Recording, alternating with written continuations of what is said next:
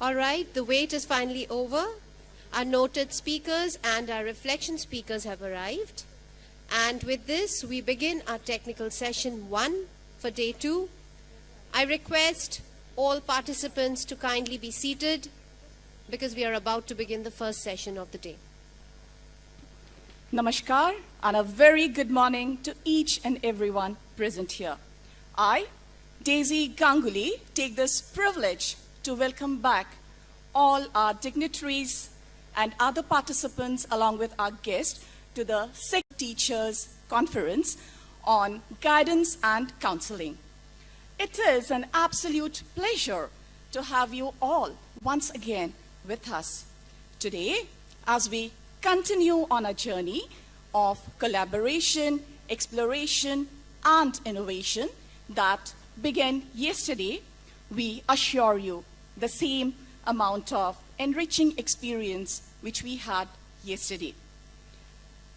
Without much ado, I'd like to invite now Dr. Sandeep Kumar Jain, Joint Secretary, Training, CBSC, along with Professor Kumila Thapa ma'am, retired professor, Department of Psychology, University of Allahabad, and Dr. Prachi Gidyal ma'am from Northeastern Regional Institute of Education, NCERT Shillong, to the dais and take their places.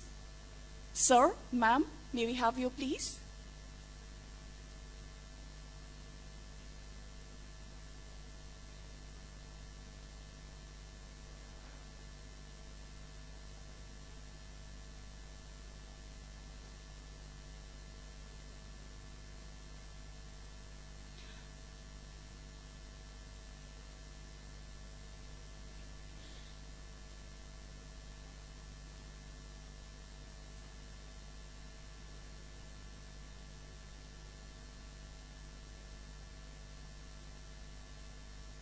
Proceeding with the session, as our Dr. Sandeep Jain, Professor Kumila Thapa, and Prachi Gidyal ma'am take their places, I'd like to take this opportunity and call upon Dr. Sandeep Kumar Jain to kindly apprise us with a recapitulation of the day 1's highlights that took place yesterday. Sir.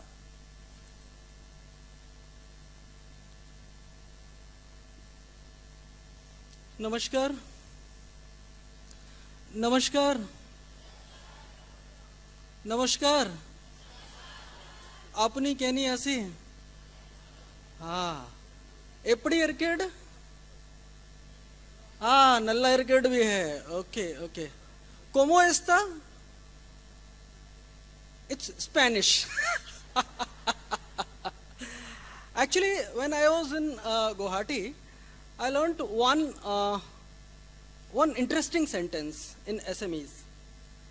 Eta bhakha ketiau jothisto na hai.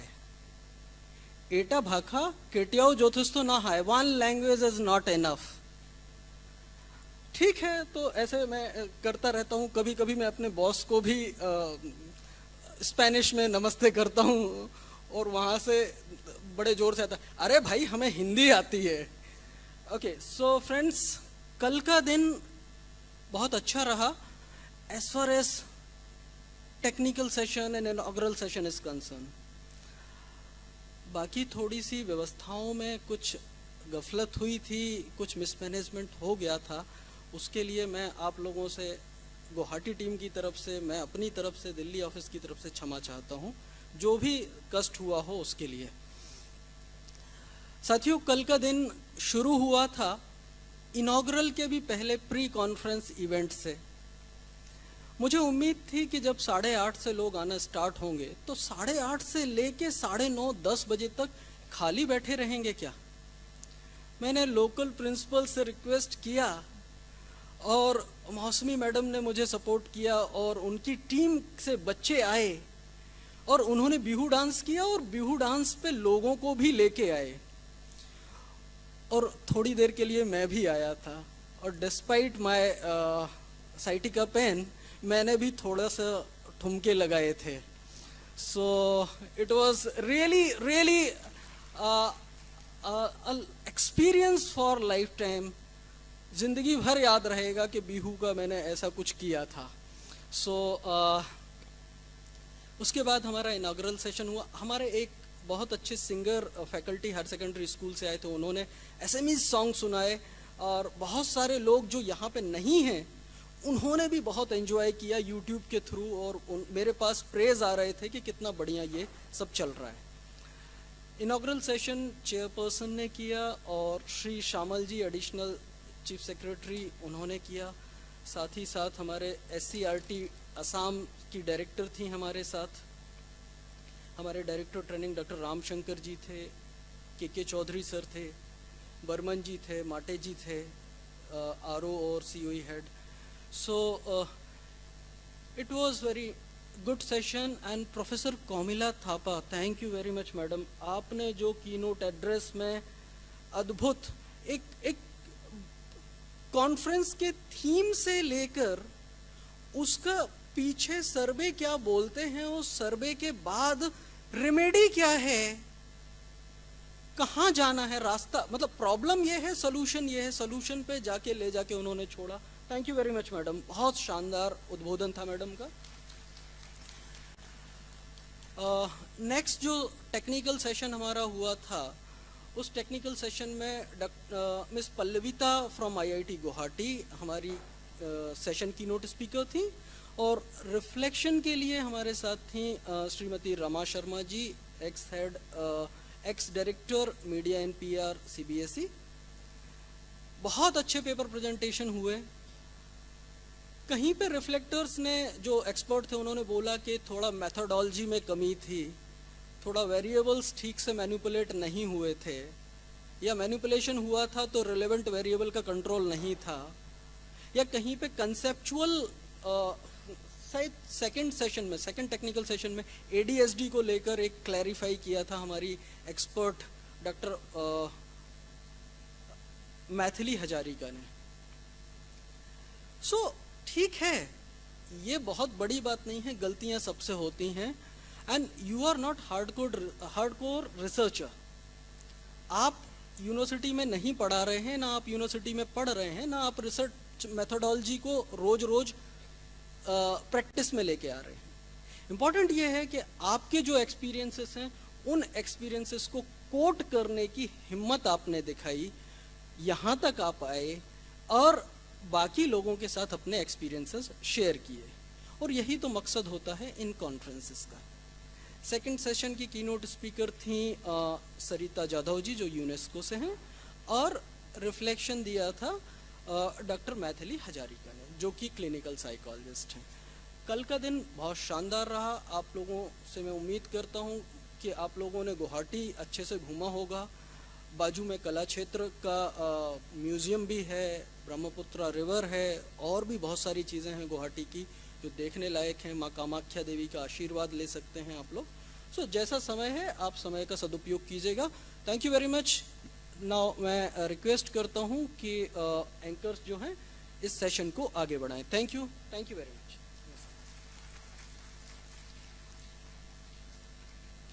Thank you, sir, for your time and effort to appraise us with a briefing which was informative as well as entertaining. Thank you, sir. Your willingness to summarize the key highlights of day 1 of this conference is highly appreciated. Proceeding with this technical session for the day, I'd first like to introduce our keynote speaker for the session as well as the reflection speaker for the session. We have Dr. Prachi Gidial, ma'am, from Northeastern Regional Institute of Education, NCERT, Shillong, as our keynote speaker. Ma'am Gidial is an associate professor of psychology with Northeast Regional Institute of Education. She is recipient of Fulbright Humphrey Fellowship in the area of substance abuse, treatment, and prevention at the Virginia Commonwealth University. Ma'am has also coordinated 2 national seminars. We welcome you, ma'am. Today, ma'am, welcome, ma'am. Today, for the reflection speaker, we have Professor Komila Thapa, ma'am. She is a retired professor in the Department of Psychology, University of Allahabad. Ma'am is a trained psychologist at the National Institute of Mental Health and Neurosciences, Bangalore. She has also completed her post-qualification training at the Institute of Psychiatry, University of London, and has worked as a postdoctoral fellow at the J.P. Das Development Disability Center, University of Alberta. Ma'am also worked on the editorial board of Psychology and Developing Societies, and her administrative responsibilities included working as member secretary of the Institutional Ethics Review Board. Now, I'd introduce you to the sub-themes of this technical session. Today, the sub-themes would comprise of promotion of social inclusion and use of psychological assessment tools for diagnosis of issues. May I now request our keynote speaker to kindly come over and take over for the presentation, ma'am.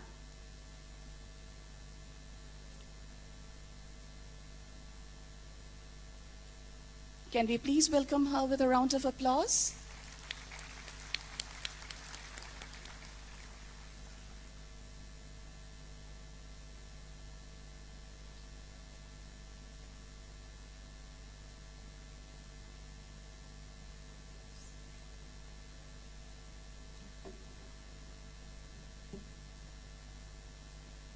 Namaskar, a very good morning to everyone. It's a pleasure to be here, and it's a double pleasure because along with the other introduction that you have heard, I just want to say that for me it's an honor to be here, especially to be sitting along with my own teacher, my PhD supervisor, Professor Komila Thapa. So it's a big honor, and it's something that I would have always wished for, and thank you Ram Shankar ji for giving us this chance, this opportunity. I will be speaking on promoting social inclusion, and basically what I have planned to do is that I will talk a bit about the NEP 2020 because that sets the framework for this whole emphasis on social inclusion. And I will also talk, I have worked on the NCF-SE, and worked in the sense I have culled out some key points for social inclusion that are, okay. This will be for, okay, fine. Okay, so I have just culled out a few points from the NCF school education, because that is emphasizing a lot on social inclusion. I do not know whether you have gone through the NCF-SE. If you have, you will know that it is, as with most NCFs that we get, it's a very, very promising document, and it also has a lot of philosophy there. The thing that we have to do now is to bring it down to practice, the philosophy that has been outlined in the NCF-SE. So we will try to do that through this session. So I'll just begin with this, that we have, my experience shows that we are talking about social inclusion, but the most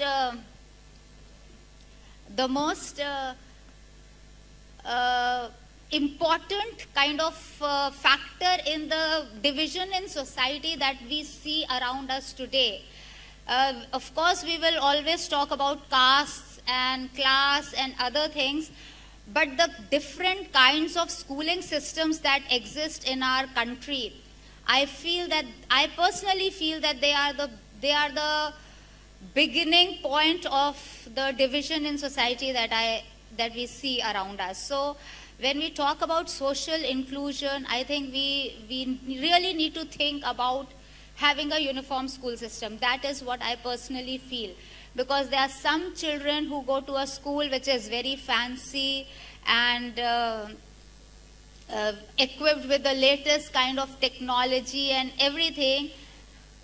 where the language that is being spoken and that is being promoted is some other language, which is like English, mostly English, and there is another school system which is barely able to reach out to its students. It is barely able to provide the very basic infrastructure also for the child to learn. So the inequality, the exclusion begins from there itself. So I feel that we need to think about that, and that is one thing which NEP has also spoken about, where it is saying that education is the single greatest tool for education. Just like education can be seen as one big leveler. So the kind of education that we are giving to a person or to our children should be able to cater to their needs, their aspirations, and should bring them all at par with each other. So that is what we have to work for. And NEP 2020 is trying to give us a brief kind of a thrust on that by saying that education is the single greatest tool for achieving social justice. I'm just quoting from NEP here. Social justice and equality, inclusive and equitable education. While it is an essential goal in its own right, it is also critical to achieving an inclusive and equitable society in which every citizen has the opportunity to dream, thrive, and contribute to the nation. So when we talk about inclusion, it is not only just a physical inclusion. It is not only coming out with a bill like Right to Education, which says that every child has the right to free and compulsory education. But it also implies that we are prepared to receive children from different backgrounds. We need to be prepared for that.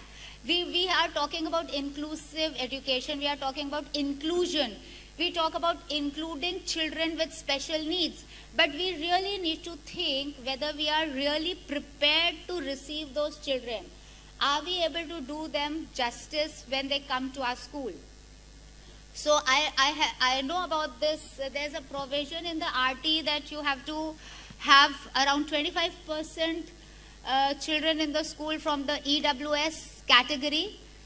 But I do not know, from your experience, do you really think that they are included by being included in that sense?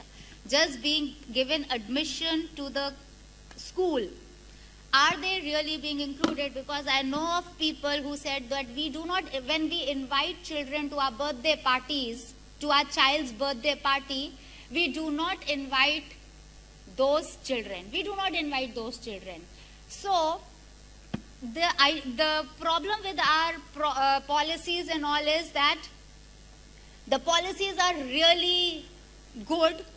They are very utopian, but when they are being implemented, they get distorted in some way. So we force the EWS children in a setup where they are actually not included. They experience the exclusion even more because they are being labeled.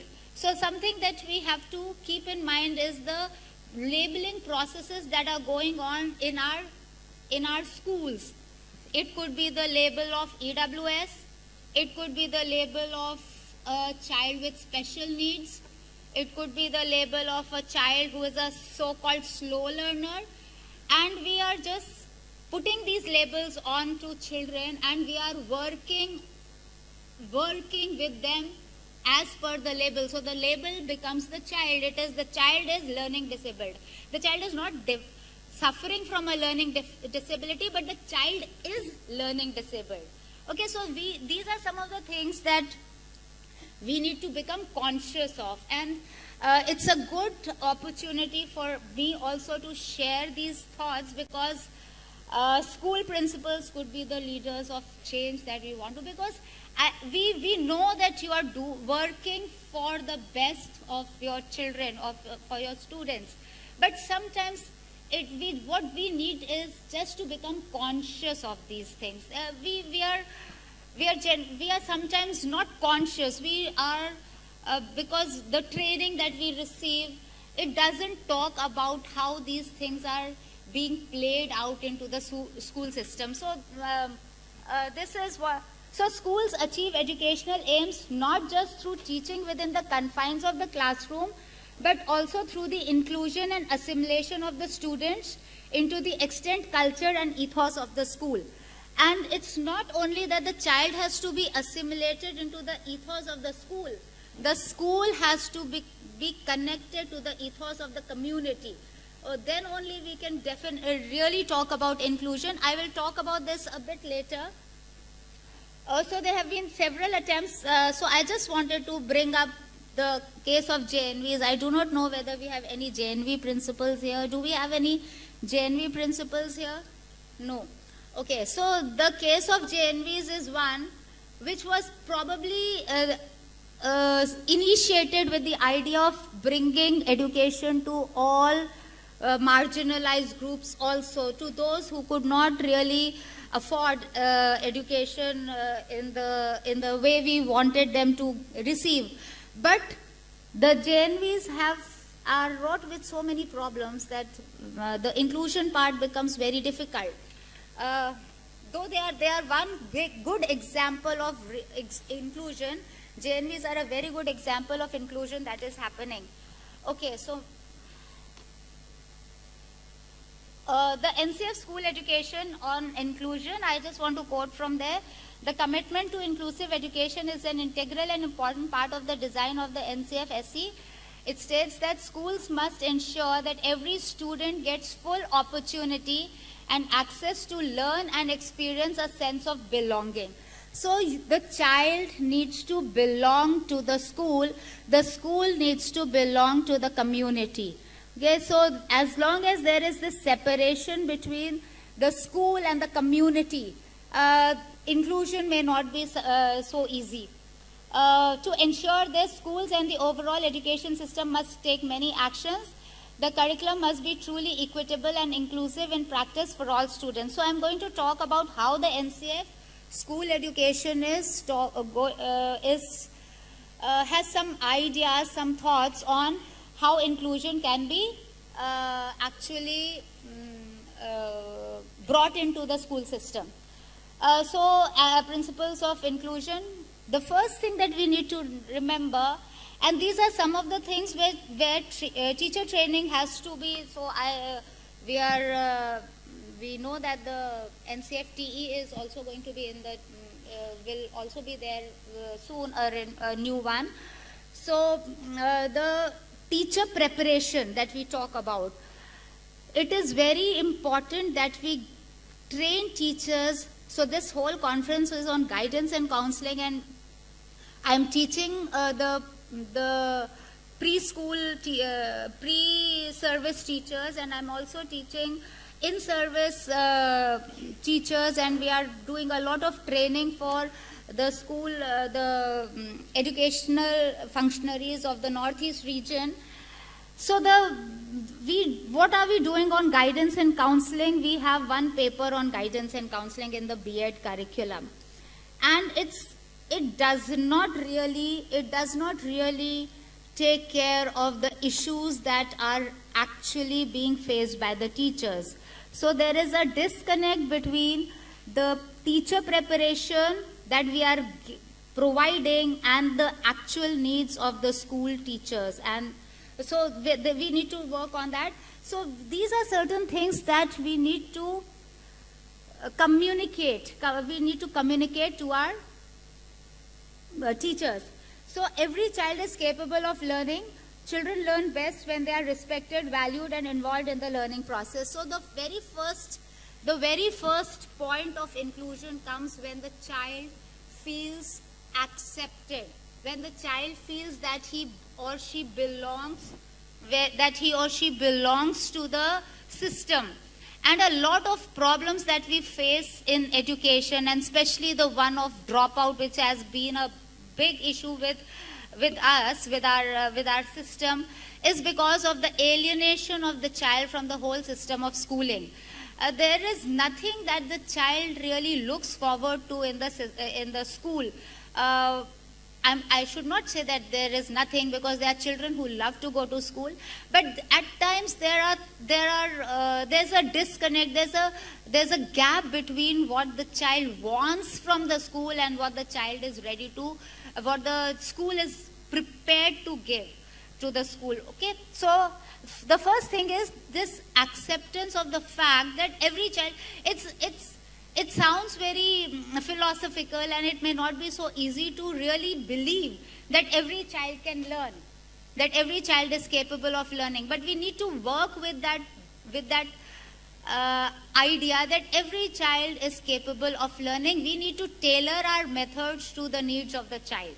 So, and when will they learn best? This is the point where we are actually including the child, where we are actually working for the inclusion of the child, when we can assure that, or when we can ensure that the child feels accepted in the school system. The child feels that his or she is a part of that system. He is valuable. A lot of psychological problems can be taken care of if we can communicate to the child that he or she is really valued. Student success and failure are often determined by the nature of school culture and the learning environment. So inclusion is an integral part of school culture that manifests in the relationships in school, organizing of school processes, accessibility of resources, and fundamentals of classroom pedagogy and assessment. So inclusion is not just a one point thing.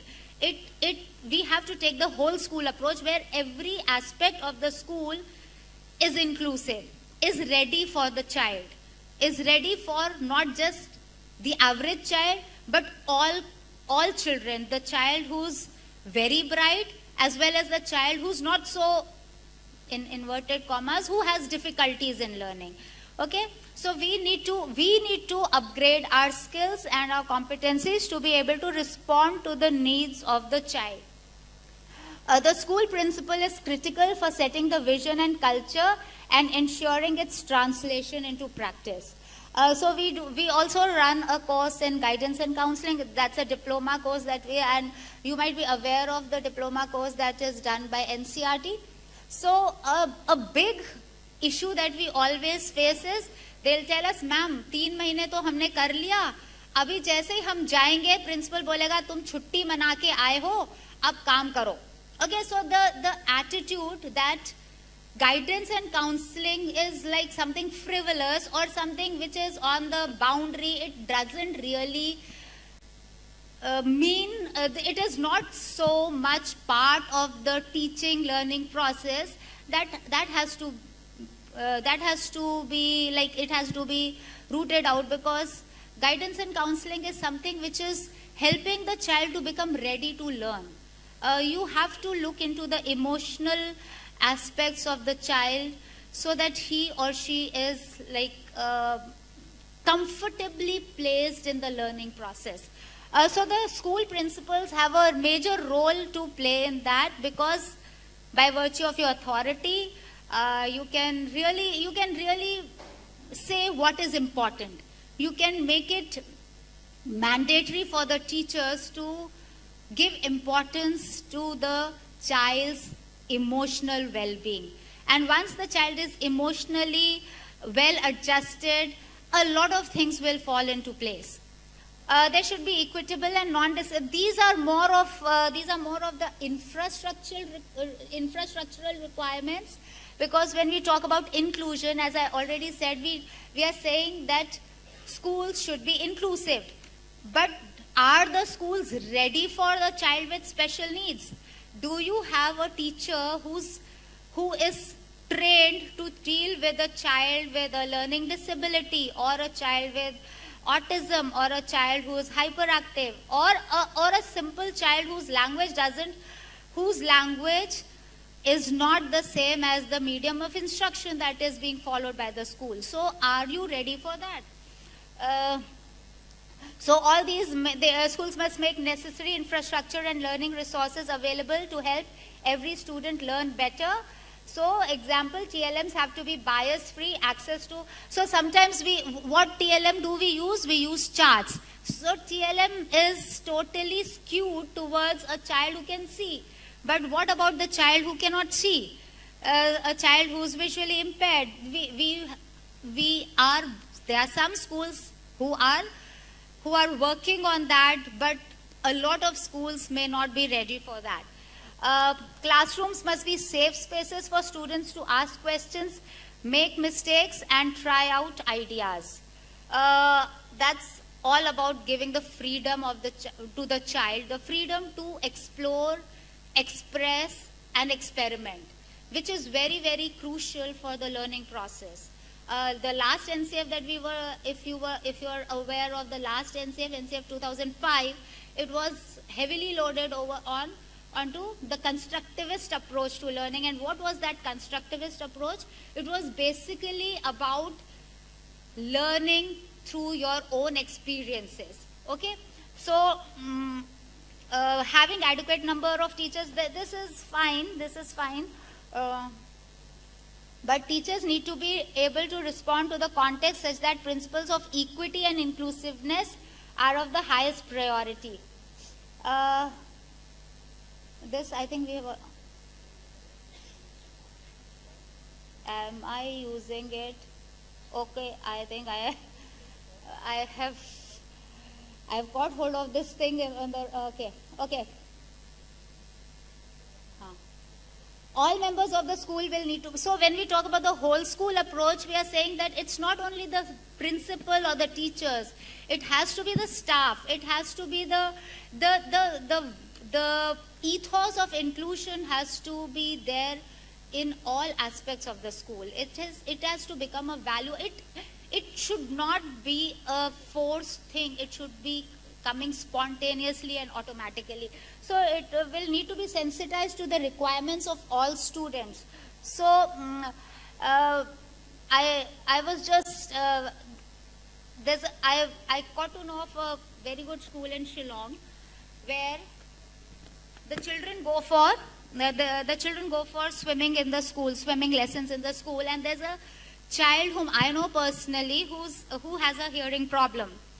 And because when the children are being given swimming lessons, there's a lot of verbal instruction being given, and the swimming coach told this child, he was not aware of the child's problem, and he just told him, can you not hear?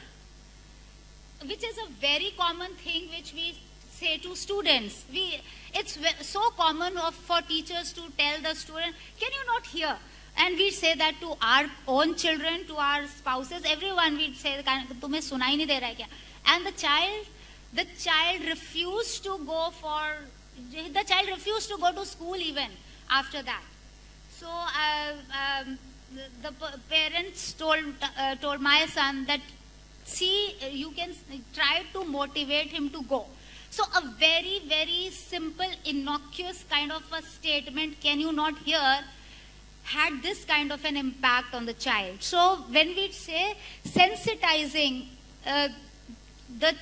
everyone who's there in the school, the staff, the teachers, the helpers, they need to know about what could be some of the problems that children may be facing. And it's not only about the physical impairments, it is also about the kind of background. So there was in my daughter's school, again a very reputed school, the teacher told, they were asked to bring some stuff for the school fete, and a child brought shampoo sachets. And the teacher said, "Arey, are you so poor?" And of course, no one in that school is poor. No one who goes to that school is poor. But the teacher said this to the child, "Are your parents so poor that they could not send something else?" Now, we do not know why the parents sent this, but to ridicule a child by saying something about the family, it's just insensitive. Sometimes they do not know how that might impact the child. So schools must, the next thing, everyone in the school should be sensitized to the requirements of all students, the notions of inclusion and equity, and the respect and dignity of all persons. Okay, so ridiculing a child for how he or she looks. So another teacher gave the example of a child in the school. She said, look at this child, she's so black, but she is still pretty. So the teacher was, from her side, the teacher was trying to be nice to the child. It's not that she was making fun of the child, but the way she spoke, the child started crying. The child started crying because she did not hear about but she is so pretty, but she heard about she is so black. Okay, so the sensitization part. Schools must engage with the local communities around them, and this is something which I will talk about in the end. So an educational institution cannot meaningfully engage in its educational endeavor while being insulated from the communities around it. We will talk about it. NCF school education is in consonance. So it talks about the rights of persons with disabilities. So inclusion, which is relatively easier. When you can see the difference, when you can see the diversity, when it is very, very obvious, it is easier to try to include. But there are so many differences and diversities which are not physical, which are not so much visible. And it is there that the real inclusion has to be done. Okay. Some of the inclusive practices, this I have taken only from the NCF only. So we need to work on the physical infrastructure. So access to all, and especially to the common spaces.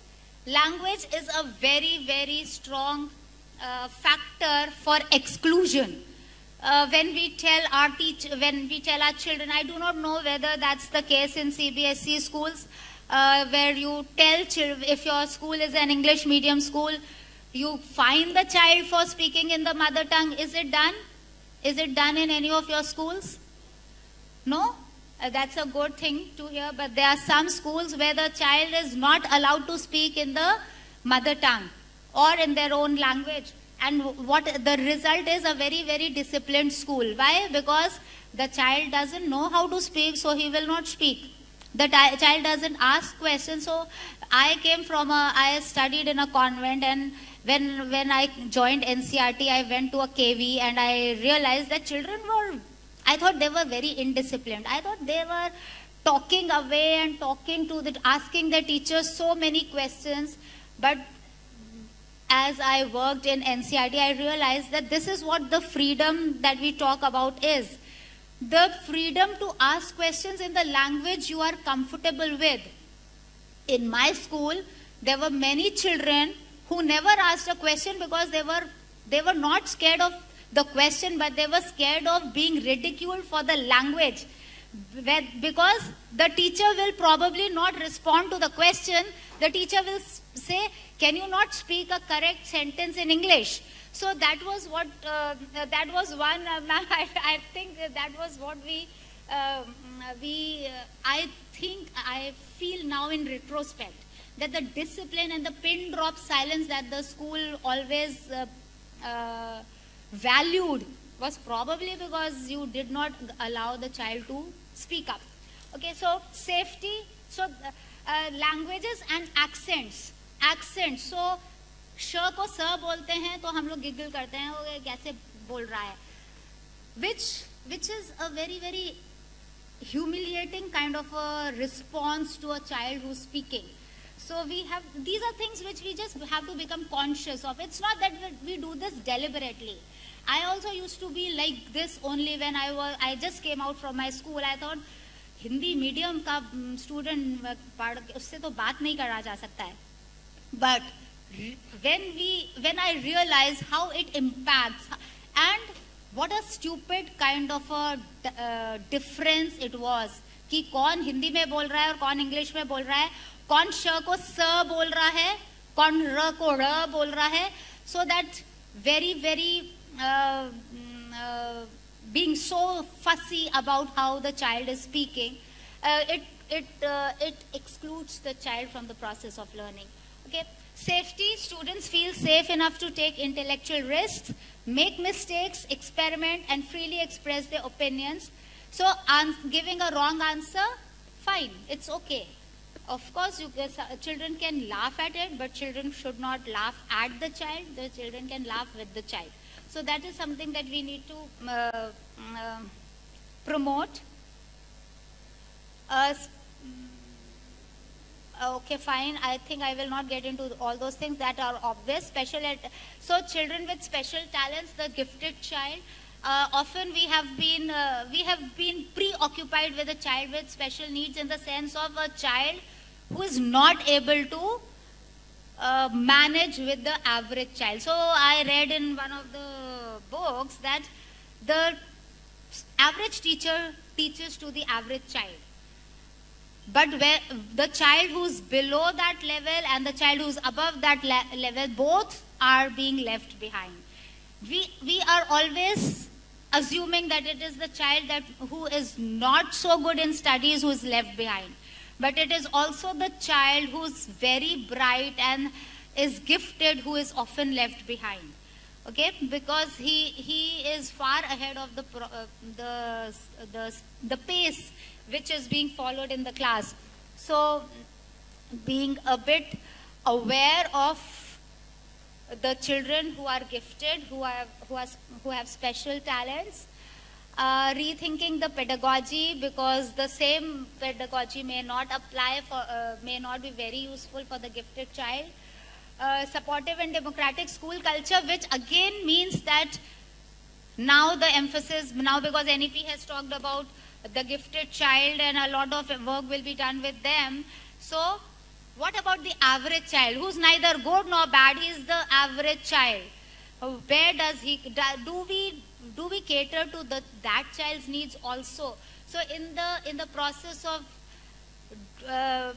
including the gifted child or the child with special needs, what are we doing with the average child? Does he or she get totally neglected? So we need to look at all the children in the classroom. So there's a need to guard against giving undue attention to students with special talents at the cost of others. Okay, the final concluding points that I would like to make. So NEP 2020 and NCF SE is a tall order. It's a tall order. It is full of a lot of very, very good things. If we can do those things, I'm sure that what NEP is aiming for, that children should be, we want to come out with students, children, young people who are ready for the global world, who are ready, who are global citizens, but deeply rooted in their own cultural ethos. That is what, in a nutshell, NEP is aiming for. But so if we can do all these things, if we can, this is the inclusion part is one of those things that NEP and NCF are talking about. So lest it just go the way many exceptionally profound ideas and interventions have, we need to really focus on our agents for bringing about this inclusion. Thus, teacher preparation is crucial and teacher mental health is paramount. So as we were saying it yesterday also, we were talking about, I think the chairperson CBSE mentioned this, that we are talking a lot about child mental health now, but what about the mental health of the teacher?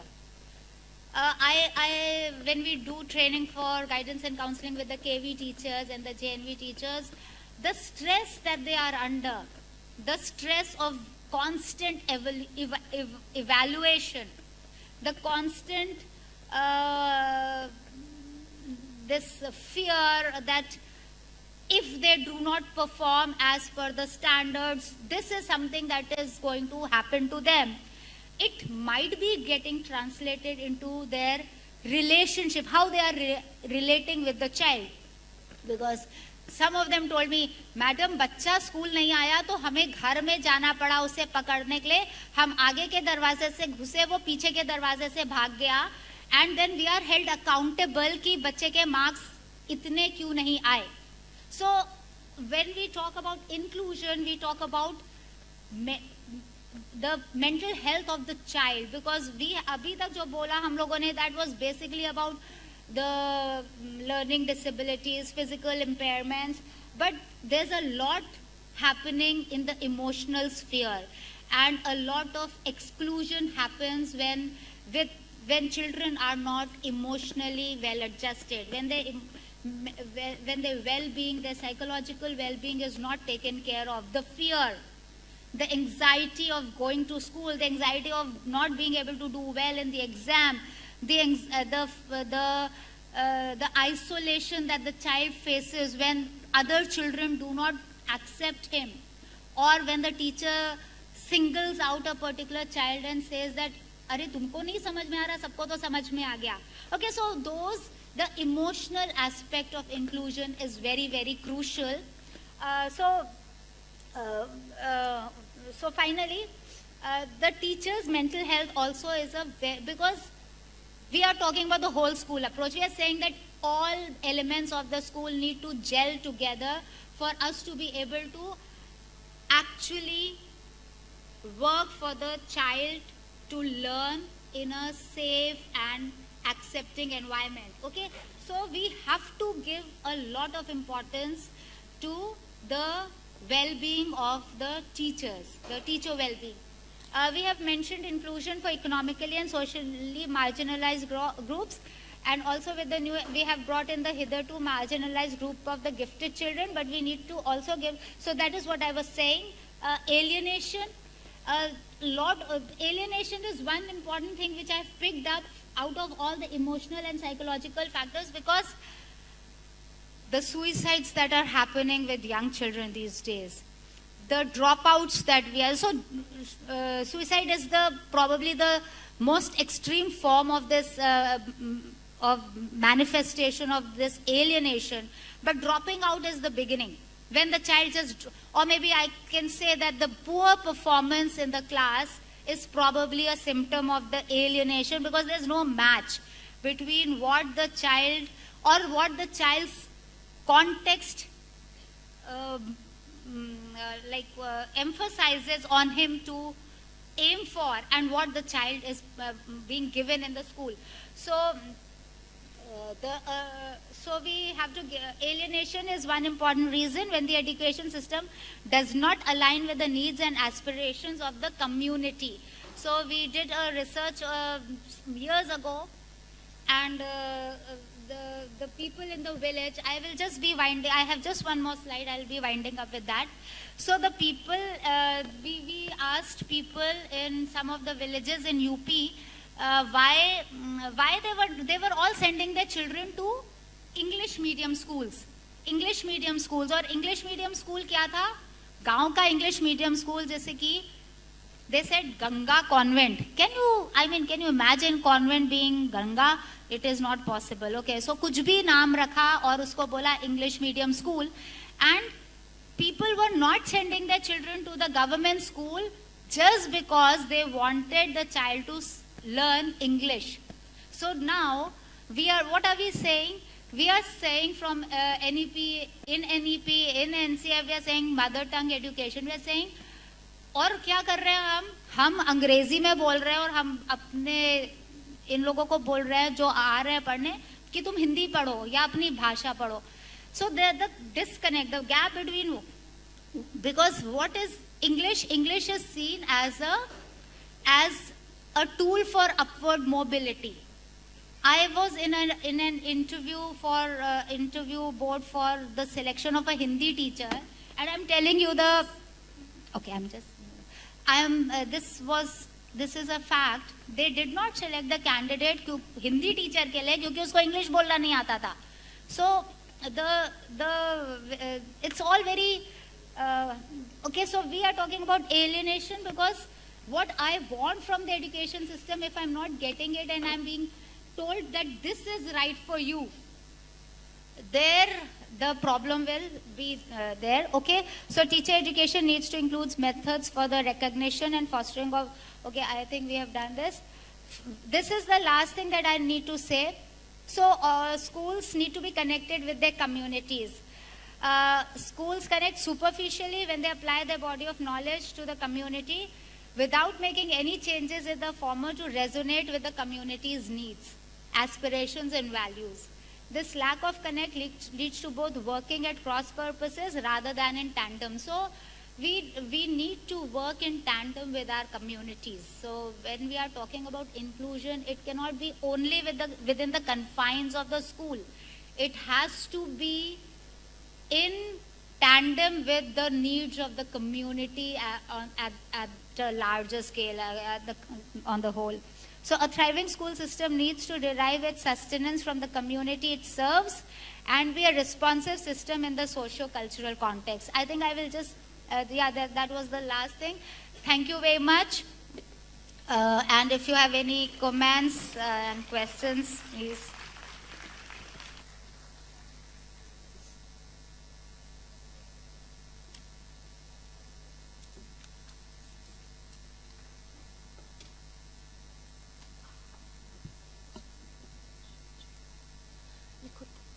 धन्यवाद प्राची गिदियाल महोदया जी। जोरदार तालियां हो जाए ma'am के बहुमूल्य वक्तव्य के लिए। नमस्कार, मैं डेजी शर्मा सभागार में उपस्थित आप सभी गण्यमान्य व महानुभाव का एक बार फिर तहे दिल से हार्दिक स्वागत करती हूँ। असम की इस माटी की सुगंध, पहनावा और हरियाली जिस प्रकार लोगों को खींचकर अपने में बांध लेती है, उसी प्रकार कई दिग्गज हमारे बीच उपस्थित हैं। उनकी उपस्थिति ही मंच को खास बना देती है। आइए ऐसे ही कुछ दिग्गजों के साथ आपका रूबरू कराते हैं जो अपने अपने शोध पत्र की प्रस्तुति करेंगे, जिनका नाम मैं पहले गिना देना चाहती हूँ, जो रेडी हो जाए। अनामिका दत्ता जी, माधवी एस जी, मोनिका चावला जी, डॉक्टर रिया दास जी, शिखा वर्मा। इससे पहले कि हम शोध पत्र प्रस्तुतिकरण का कार्यक्रम शुरू करें, मैं यहाँ उपस्थित सभी प्रतिभागियों से अनुरोध करती हूँ कि वे दूसरे दिन के लिए पंजीकरण शीट पर हॉल के बाहर पंजीकरण काउंटर पर जाएं और अपना हस्ताक्षर करें। पेपर प्रेजेंटेशन के इस तकनीकी सत्र 3 में हर एक प्रतिभागियों को 8 मिनट का समय दिया जाएगा। कार्यक्रम शुरू करने के पहले ही प्रतिभागियों से मेरा विनम्र अनुरोध है कि सभी समय सीमा पर विशेष ध्यान देंगे ताकि हम कार्यक्रम को सुचारू रूप से आगे बढ़ा सके। सबसे पहले मैं मंच पर आमंत्रित करना चाहूंगी अनामिका दत्ता जी को। आप सेंट स्टीफेंस इंटरनेशनल स्कूल में कार्यरत है, जो कि पश्चिम बंगाल के मुर्शिदाबाद के तालगाछी में स्थित है। आपके पेपर का शीर्षक है सामाजिक समावेशन को बढ़ावा देना।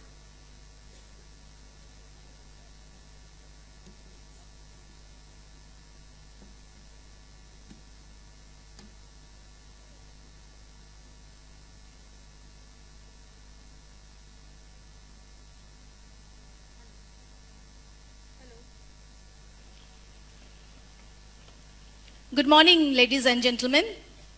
At the outset, I'd like to thank the CVSE and its official for honoring me and giving me this opportunity to present my research work in front of such a rich and erudite audience. Today, I'm going to narrate very precisely the research work that I have done on the topic social inclusion under the theme guidance and counseling.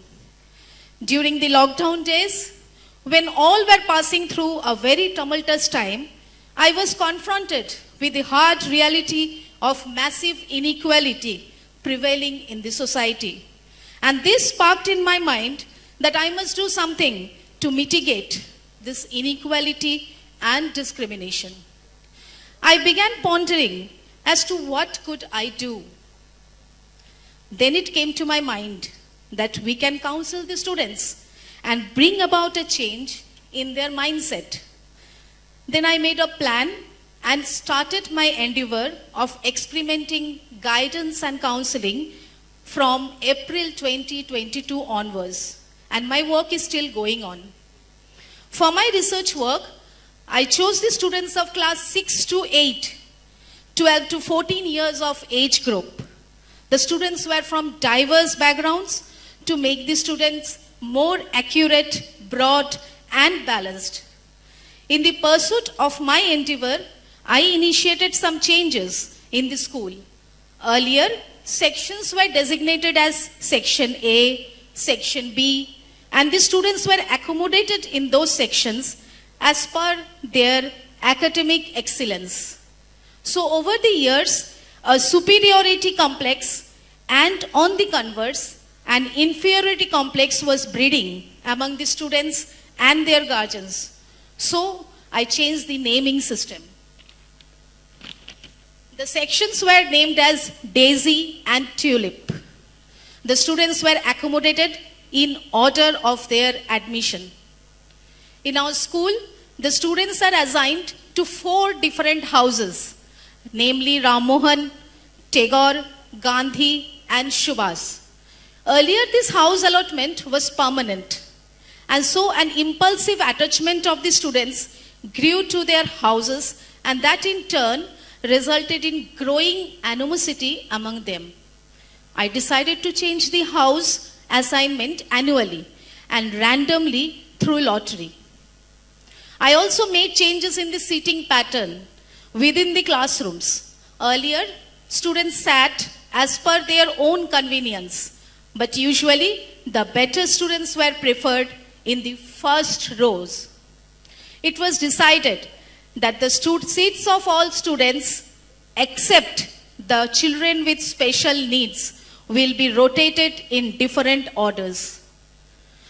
To bring about any discernible change, I decided to impose a greater degree of intervention. I asked the children to share their tiffins they bought from their home. It was strongly resisted by a section of the guardians, and I had to suspend the program.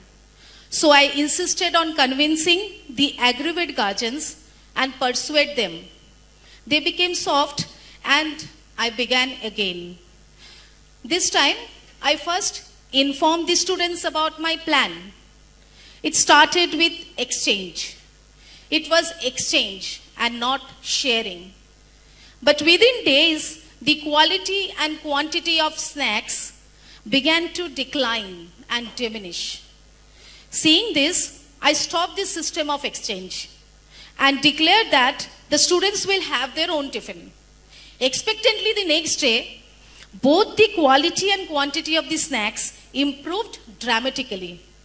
But faced with this reality, the children realized for themselves that their meanness and selfishness are getting exposed.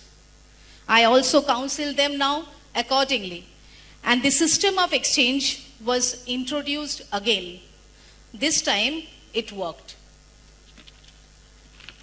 When these activities were going on, guidance and counseling of the students on the importance of social inclusion started to infuse the spirit of it in them. To measure the impact of these pre-designed interventions, a questionnaire composed of 16 questions were prepared and given to the target students at the beginning of the session. The questions were mostly open-ended and almost semi-structured. Mixed method was used to assess both the qualitative and quantitative aspects. The same questionnaire was given to them again at the end of the session. A few guardians were skeptical about our intentions, and others found it wastage of time. But we discovered a remarkable difference in the answers, and it became clear that the interventions had a positive impact in promoting the spirit of social inclusion. In our school, like others, the school opening day, the Independence Day, and the Children's Day are celebrated beside other occasions on 14th, 15th, and 14th November. respectively. On these occasions, the students are asked to bring clothes and fruits from home to distribute among the underprivileged children of the locality. It was found that in each subsequent programs, both the quantity and quality of clothes and food was increasing remarkably.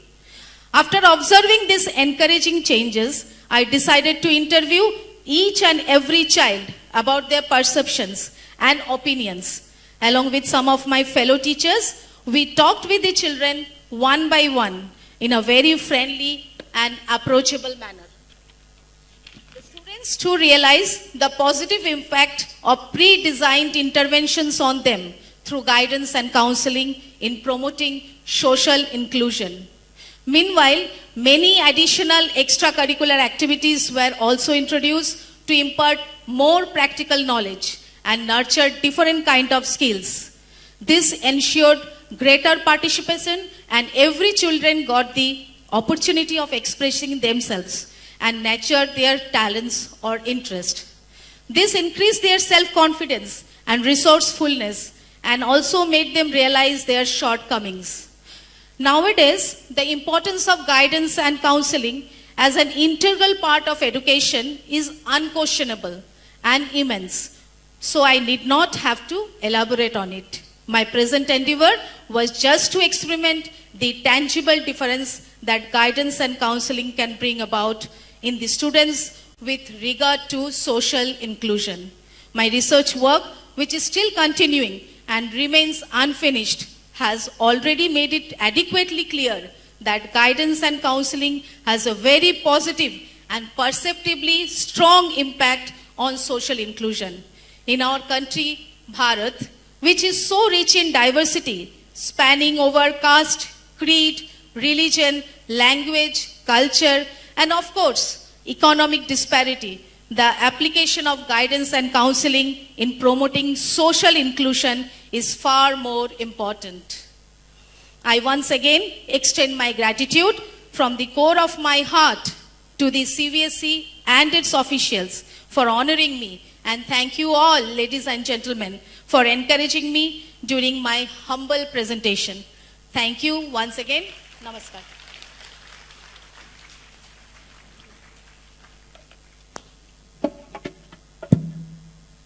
धन्यवाद महोदया जी। एक जोरदार तालियों की गड़गड़ाहट से Dear guests and participants, QR codes are displayed on the screen. You can unlock exclusive content of both the days of this conference by scanning the QR code. Thank you. अब मैं मंच पर आमंत्रित करना चाहूंगी माधवी एस जी को। आप इंदिरा कृष्ण विद्याशाला में कार्यरत हैं, जो कि वेलोर के शारदा नगर में स्थित है। आपके पेपर का शीर्षक है सामाजिक समावेशन को बढ़ावा देना, रणनीतियां, प्रभाव और चुनौतियां।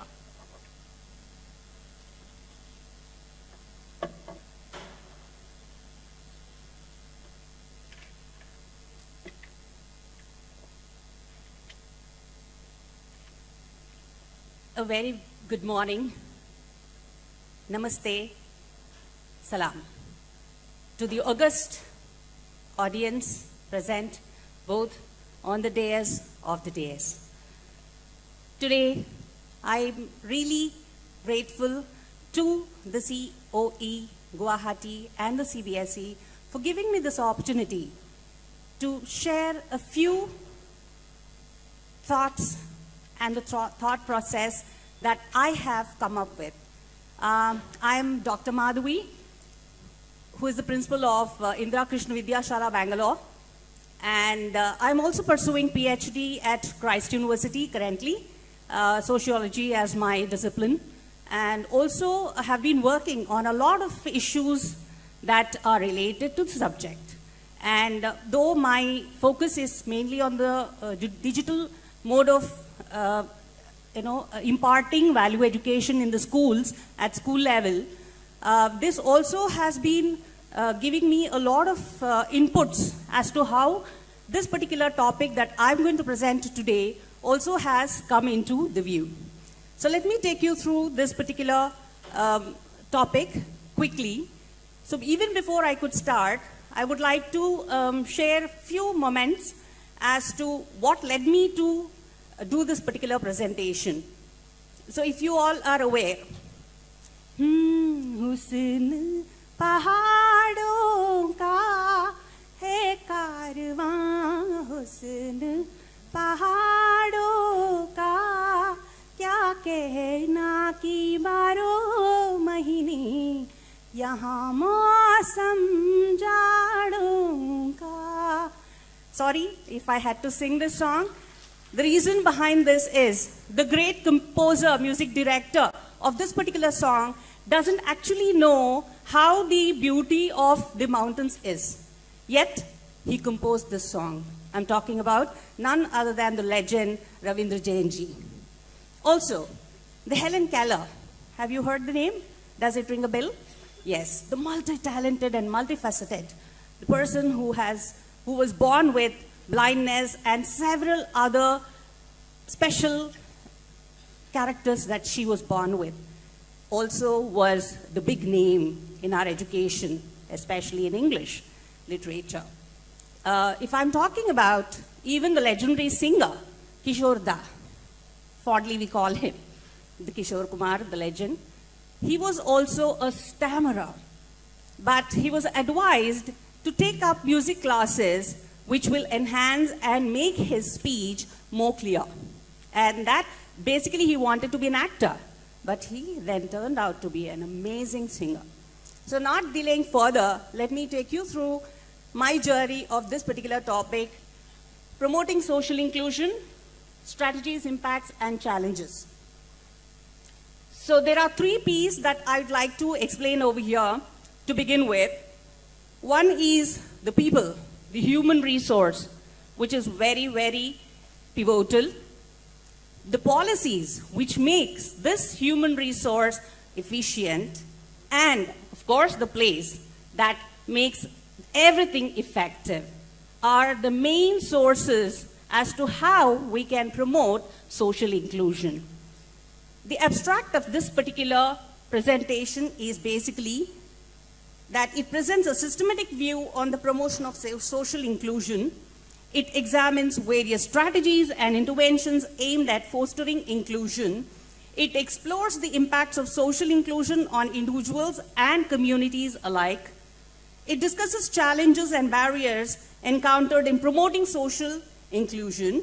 It elaborates concepts, importance, strategies, impacts of the strategies. This paper mainly aims to contribute to a better understanding of the concept and offers an insight to policy making, practitioners, and the researchers in the field. The keywords being social inclusion, strategies, impacts, challenges, barriers, community engagement, education, employment, equality. So to begin with, the definition is a culmination of quite a lot of definitions that have been given. It's a summary of the definitions which have been put together. Social inclusion refers to the process of ensuring that all individuals, regardless of their background or circumstances, are able to fully participate in society and have equal opportunities to access resources, services, and rights. It aims to promote a sense of belonging, acceptance, and equal participation for everyone in social, cultural, economic, and political aspects of the community life. So it's very clearly explaining the concept, the basic concept, the inclusion and the promotion.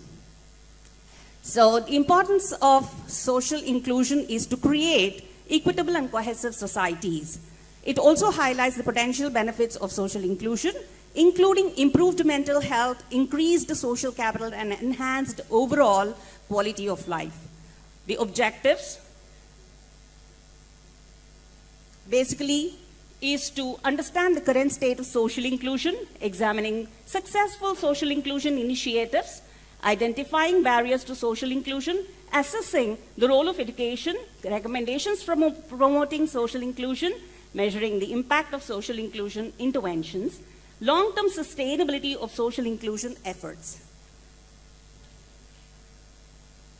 So So there are also certain research gaps that I have come across while I was trying to find more valuable information with regard to this topic, which are mainly the intersectionality and multiple marginalized identities. So research is much needed to understand the unique challenges and experiences faced by individuals with multiple marginalized identities that can guide interventions and policies that are more comprehensive and inclusive. The long-term impact and the sustainability. So I would also like to quickly take you through the ROL, the review of literature. See, it's the overview of strategies identified, strategies of social inclusion. Mainly education and awareness benefits to social inclusion are mainly the economic benefits, social cohesion and harmony. And the methodology is more or less of a systematic review method, which is employed for analysis of the review of literature. Case studies provided a quality, detail, and contextual understanding. And a mixed methods approach, both qualitative and quantitative, for comprehensive understanding of the social inclusion. There are quite a lot of strategies as well that have come as that have come handy for promoting social inclusion, education and awareness, of course, and then employment, economic opportunities, and so on. Impacts of social inclusion: enhanced well-being and quality of life, and strengthened social cohesion. Challenges and barriers: discrimination and prejudice, lack of awareness or understanding, limited resources and funding. Promising approaches and innovative solutions: promoting diversity and cultural sensitivity, advocating the inclusive policies and legislation, collaborating with organizations and stakeholders, investing in targeted interventions and support programs. There are recommendations as well: sensitization through education and awareness programs, and encouraging community engagement and involvement. There are few conclusions. I would just highlight a few. Inclusive education policies, curriculum, and practices can help create a more inclusive environment, foster understanding, and break down stereotypes.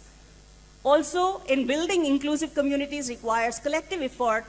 And also, to sum up, the promotion of social inclusion is a multifaceted undertaking that requires a comprehensive and systematic approach. By addressing barriers, fostering inclusivity, and empowering individuals for marginalized groups, we can create a society that values diversity, equality, and social justice. Before I wind up, I would like to bring in a small closure. Be the one to shape others' lives. When the parents, peers, teachers, and principals identify, reach out, and accept the reality, there is no look back in making this world a better place to live. Thank you so much. I'd once again like to thank each and every one for your patient listening. आपका बहुत बहुत आभार महोदया जी। चलिए तालियों के साथ फिर मैडम का आभार व्यक्त करते हैं एक बार फिर। कार्यक्रम को आगे बढ़ाते हुए अब मैं मंच पर आमंत्रित करना चाहूंगी मोनिका चावला जी को। आप सेंट जोसेफ सीनियर स्कूल में कार्यरत हैं, जो कि चंडीगढ़ के सेक्टर 44D में स्थित है। आपका पेपर का विषय है स्कूलों में मानसिक स्वास्थ्य को बढ़ावा, अपनेपन और सहायक वातावरण का महत्व।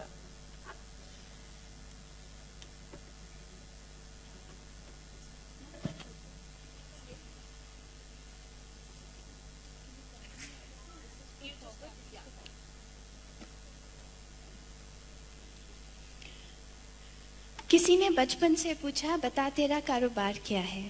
किसी ने बचपन से पूछा बता तेरा कारोबार क्या है।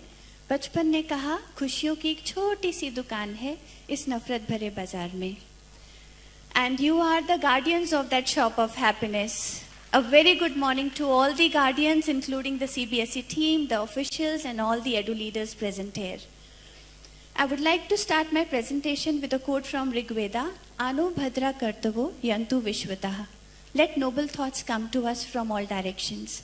And that is what has been happening since last day and today. And we are so grateful to CBSE for letting us have this exposure, exchange our best practices, and cater to the mental and emotional well-being of students at our school. a small introduction of my paper, Enhancement of Mental Health in Schools, and the Significance of Factor Belongingness, which Dr. Prachi also very significantly highlighted in her talk, along with supportive environment. And my complete introduction would be incomplete without my team of students and teachers who are actually helping me create a happy school. So we feel that the importance of student mental health in school education plays a very vital role, and we have to really look back and see how the role of schools can actually be uplifted or upgraded for adolescent development to contribute better. The indicators we focused on were stress, anxiety, and declining performance. Parameters we assessed was emotional resilience, which was the after effect, and cause identified was sense of belongingness. And that is how we learned through this research that we really need to tailor some very special customized programs which can actually bridge this gap of belongingness. Now, what we identified, here I would like to narrate how I reached this level. We all principals try to analyze our results whenever assessment is over. We try to call class teachers one by one on our table and we tell them, let's see in your class how many students have achieved how many learning outcomes. That's the focus of our working 24/7. So while we are discussing that, I realized that there were many teachers who were quoting this reason कि इस बच्चे के घर में family situations ठीक नहीं है. इस बच्चे की स्टेप मदर है, ये ग्रैंड पेरेंट्स के पास रह रहा है, इनके घर में क्रॉनिक इलनेस पेशेंट है, इनके यहाँ फाइनेंशियल क्राइसिस चल रहा है, मैरिटल डिस्प्यूट केस है.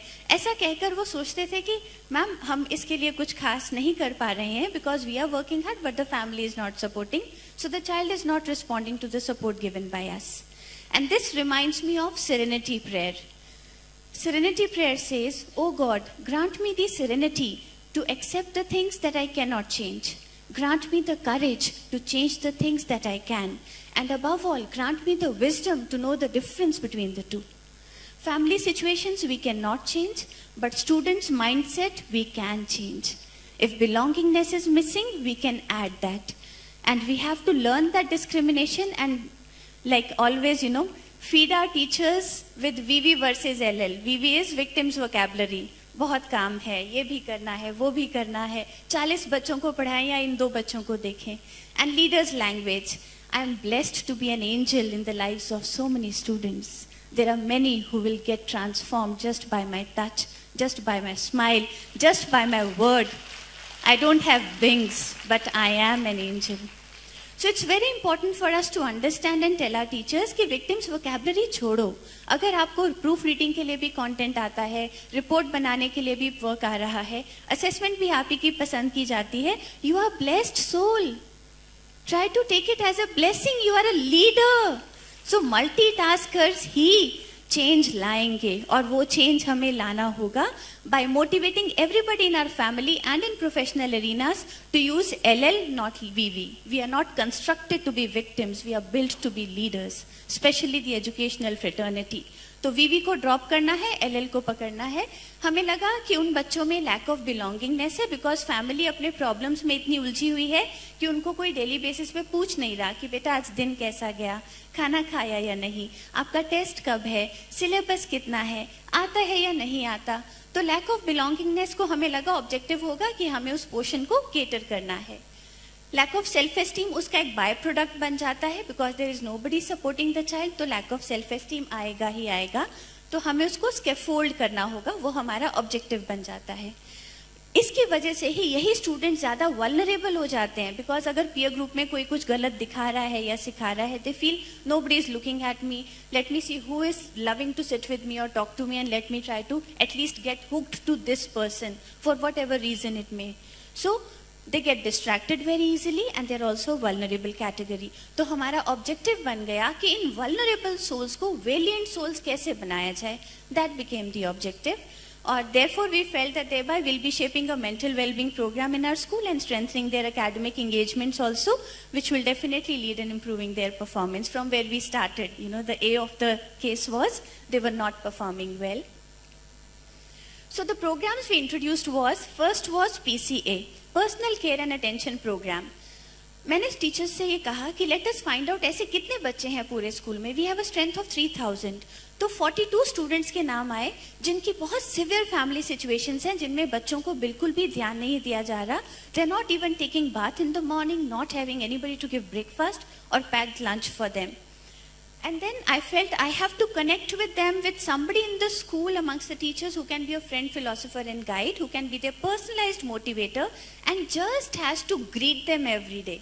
Should not be a subject teacher at all, somebody else, but just has to greet them once. You know, good morning beta, how are you? I hope you're in good spirit. Why you have not combed your hair? You're not looking fresh?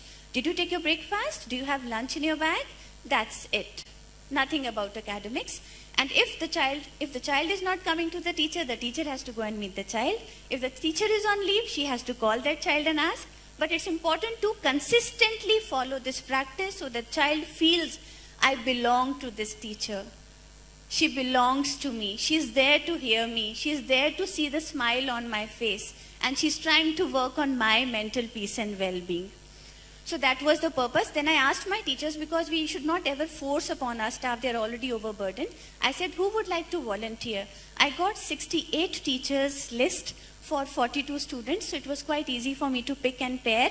And each teacher was given just one child, and just for their emotional and mental well-being, to fill their empty emotional cups. And it really worked wonders, I must say. It really worked wonders. We were blessed to have such compassionate teachers, and they were very happy in doing this, and they were feeling they are going beyond their call of duty and they are able to make some difference in the lives of their students. Then hear philosophy. Usually hearing means, yeah, बच्चों को सुनना है, ठीक है बेटा बैठ जाओ, मैं आपसे बात करूंगी बाद में. Now here we started taking it as a campaign in our school, where we told every teacher, the teaching faculty I'm talking here, that ma'am was also emphasizing that teacher talks a lot. So there is TTT versus STT, teacher talking time versus student talking time.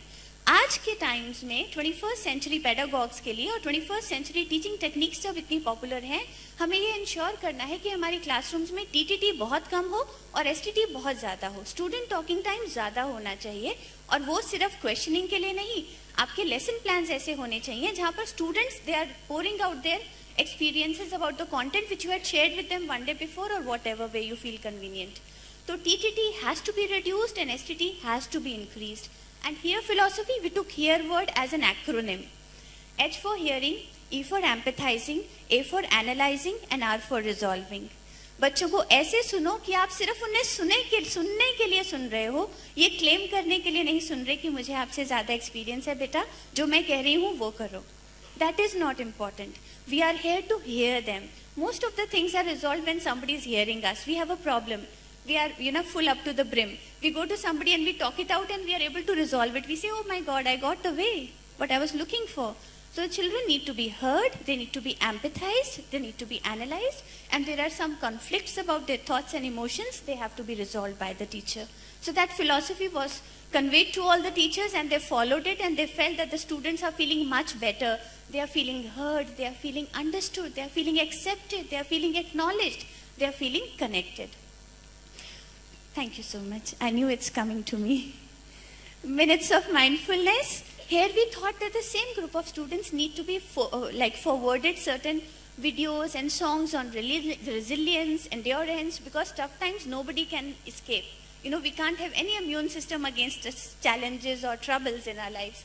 So we have to make them stronger. So 6 o'clock sharp in the evening, we used to create some content with our students and try to send them so that they watch that song, that video, that clip, that story, or anything which boosts their morale and brings optimism amongst them and increases their fortitude also.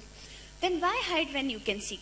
Out of these 42 students, there were some students who had started becoming very shy, introvert, and started feeling ostracized because nobody was talking to them. They were not having some good food to offer to their friends. So we felt that we will have to focus on them separately, and we'll have to create some special program for them so that they can also be catered and they can also be heard. So we brought those 15 students out of the list of 42 into Why Hide When You Can Seek. Why we named it so? Why hide when you can seek so many pleasures of childhood, so many joys, thrills and excitements of your friends? Why don't you enjoy your time in the recess talking to your peer group? So we felt, don't hide beta, you have to come out and you have to express yourself. And in this, we try to curate certain small tasks for them where they just have to answer by yes or no. I hope you all must have encountered such cases who don't even nod their head. They are so locked within themselves, and they are the ones who are saying, I need you. And we have to look at them and try to curate a special program where slowly we try to give them assignments where first they have to answer just by nodding, then maybe by a word, and then by phrases, and then sentences. So these all programs helped us to cater to those children. Method used was questionnaire method, and tool was correlation analysis, pre and post. This is the detail of the program which I have just explained you. If you want, you can take a picture. And then the cohort which was taken was 20 adolescent students from urban vicinity, varied family structure, and primarily the distortions were basically the family impact and the social milieu. The results and discussions, these were the levels which were analyzed, and I would like to share with you the statistical data also showed that when we asked them what is the prime source of your stress, most of them answered the family and the social environment. But when we asked after the implementation of the program from the same group of students, that is the primary source of stress again the same? Most of them said no, and also quite a lot, majority of them said yes, but we can cope with it now because we have a listening ear. We have somebody to lean our head on, or we have a shoulder now. We have a friend, philosopher, and guide. When they were asked how frequently you are feeling overwhelmed by the demands of your daily life, before the programs were introduced, you can see the rate. Often were so many, rarely were less, but now the rarely had increased and often was almost eradicated. So that declared, that the program was a success. Thank you so much. Then we had, do you feel accepted as you are by your friend group or by your support system? And the students really felt that often were very less, and most of them said rarely somebody understands us or, takes us as we are. But after implementation of the program, we could see that there's an increase. 71% said often we are accepted as we are, and occasionally 28%. That also was talking about the success of the program. Sense of belongingness, of course, they felt supported, accepted, and understood. And here is the figures. If we ask them that how you feel at school, do you feel you are accepted by your teachers, by your school staff, as ma'am was saying, not only the teacher, the whole environment has to reflect that empathy, that support system, that mentoring, that hand-holding. And the students answered that very well was introduced after the programs were, implemented. Very well component was introduced, otherwise it was not there in their answers, and well dominated and occasionally reduced. So these were the findings. Ma'am, last slide. Now, futuristic scope. We have to see anything which proves to be a success is only because of the consistency. If you are not following it consistently, we might drop 100 of things saying that your short-term failure ho gaya. And usme kya hota hai? Like there is a melting point. Ice will only melt when it crosses that point of 32 degrees. So we have, what we do, we usually stop at 28 degree, 29 degree, and we say it's not working, let's stop it. But we have to wait for that benchmark, that threshold. And that threshold can only be achieved if we go for long-term work, sustainable work. And also in this study, there is a lot of future scope where we can study about how the teachers are feeling better now as a faculty and how the parents can play a prominent role in the same. We can also explore about how much academic performance is also, improving because of such programs. In greater detail, maybe subject-wise research can also be done. And last but not the least, we should take these programs to government schools also. That should be our role. As private schools, we can actually collaborate with government schools in a lot of capacities. We have been ourselves doing it for academic reasons also. We have been taking our 7th class students for 7th class there. First asking them what are your difficult topics, and then telling our children to go and do some engaging activities for those topics. And then their students are coming to our school to teach. 6th class is coming to our 6th class to teach the same topics. So it's a win-win situation. We can collaborate with government schools and actually help them. My last slide, a big thank you. I would say truly honored. This is an acronym again. Thank you as an acronym. Truly honored attending national conference, yielding outstanding upholders. Truly honored. Before I conclude, I would like to say thank you very much. सब धरती कागज करूं, लिखनी सब one राय, सात समंदर की मसी करूं, गुरगुण लिखा न जाए, कबीर जी का ये दोहा कहता है, अगर सारी धरती को कागज बना दूं, सारे वृक्षों की लकड़ी को कलम बना दूं और सारे समुद्रों के पानी को मैं शाही बना दूं, तो भी गुरु के गुण लिख नहीं सकता। क्या हम वो गुरु हैं? और अगर नहीं है तो कैसे बन सकते हैं? We really have to think about it. Thank you very much. Thank you ma'am. Thank you, ma'am. Respected educators, tea break would commence at 11:15 to 11:30. Please be patient. We have 2 more presenters left. Thank you. बहुत बहुत आभार महोदया जी। सभी और जितने भी बचे हैं प्रतिभागियों से मैं अनुरोध करूंगी कि वे अपने समय सीमा पर विशेष ध्यान दें। अब मैं मंच पर अगली प्रतिभागी डॉक्टर रिया दास जी को आमंत्रित करती हूं। आप भुवनेश्वर के द न्यू टाउन स्कूल में कार्यरत है, जो कि एक्शन एरिया 1 में स्थित है।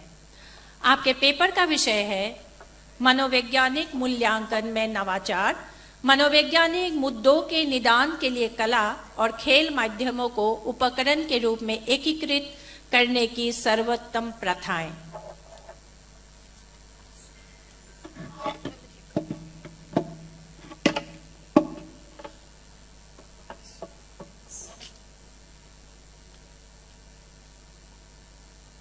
A very good morning to all of you, and I'm delighted to be a part of this prestigious occasion. Without much ado, I'll move on straight to my presentation.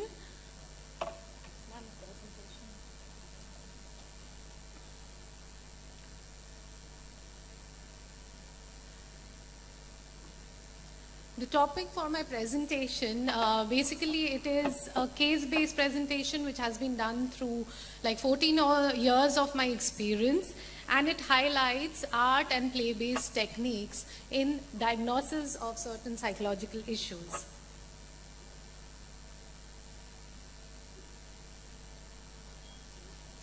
So I would like to start off with this quote. Imagine a world where our emotions and inner struggles could be expressed only through words. A world where silence often conceals the depth of our feelings. Now, if we take the cue from the quote, we observe that verbal expressions often fail to reveal the depths of our mind. We may on the surface be observed to be calm, only to overlook what storms are brewing inside. Thus, it's important that we go beyond words and look beneath the surface. So if we look into the topography of our mind, we have the conscious, we have the subconscious, unconscious, and a very new term right now being used widely, collective unconscious. Sorry for the typo there. So the conscious mind is what we are doing, what we are aware of. It's in the awareness system where we are actually aware of what we are doing. The subconscious mind is basically the memory systems which we have in store, where if I ask you, what did you do last year during your birthday? So you bring back your memory. It's the bridge between the unconscious and the conscious mind, wherein the unconscious deals with all our repressed memories, what we have stored inside, what we don't want to bring out because it's very challenging for us. I'm not going into the collective unconscious part. Now I will take a pause and do a short exercise in order to highlight what I actually have partaken in this study. So you all have a paper and a pencil. If you don't have, that's fine. You can just imagine in your mind. There are 4 parts to the story. I would ask you to quickly reflect on it. There's no right or wrong answer to it. So the story goes like this. Imagine you're by yourself and you have reserved the day to go on a journey. You're looking forward to your adventure. You pack a bag and head to a large green field. As you walk through the field, you come to a beautiful fence with a gate that reads, "Welcome." You try to open the gate, but it's stuck. How do you get in through the gate? You can draw or just, think about it. The next part of the story, you made it through the gate. On the other side of the gate, there's a luscious flower, fruit, vegetable garden before you. You take your time to smell the flowers and taste some fruit. The bounty is delicious. As you walk the path, a large creature appears in front of you. What do you do? And how do you get past that creature? So you can draw or either think about your response. Now the part 3 of the response. You have made it past this challenge too, and as you continue, the path turns into a denser forest. You suddenly realize that you have been on this journey for a long time. As the sun starts to set and the sky darkens, it's too late to turn back, so you decide to settle in the forest for the evening. You see a cute little wooden cabin ahead. As you approach the cabin, a being appears. What do you do? Again, draw your response. The last part of it, this being grants you permission to use this cabin and then disappears. The cabin has everything you need in a quaint space. As you settle in for the night and close your eyes, you hear a noise inside the cabin. You're not alone. What else is in the cabin? You can draw or think about your response. This I will tell you at the end of the presentation what it means and how you can relate to your own personal experiences. Moving on, since this was my topic, I have broken down into 4 parts. The psychological assessment part, which acts like a compass and helps us to navigate and understand and diagnose and address the issues. The second part, the diagnosis of psychological issues in school settings, is basically technical, it's formal, it's more or less paper pencil based. But we fail to understand the deeper contents of our mind. So what I have tried to highlight is, looking at these challenges, I have tried to incorporate art-based techniques as well as play-based techniques with younger children as well as adolescents in order to make them express themselves without any hindrances, without feeling threatened by the formal structure of psychological assessment. So this is what I partook. It's basically observation-based, but a lot of other statistical research is required in this area.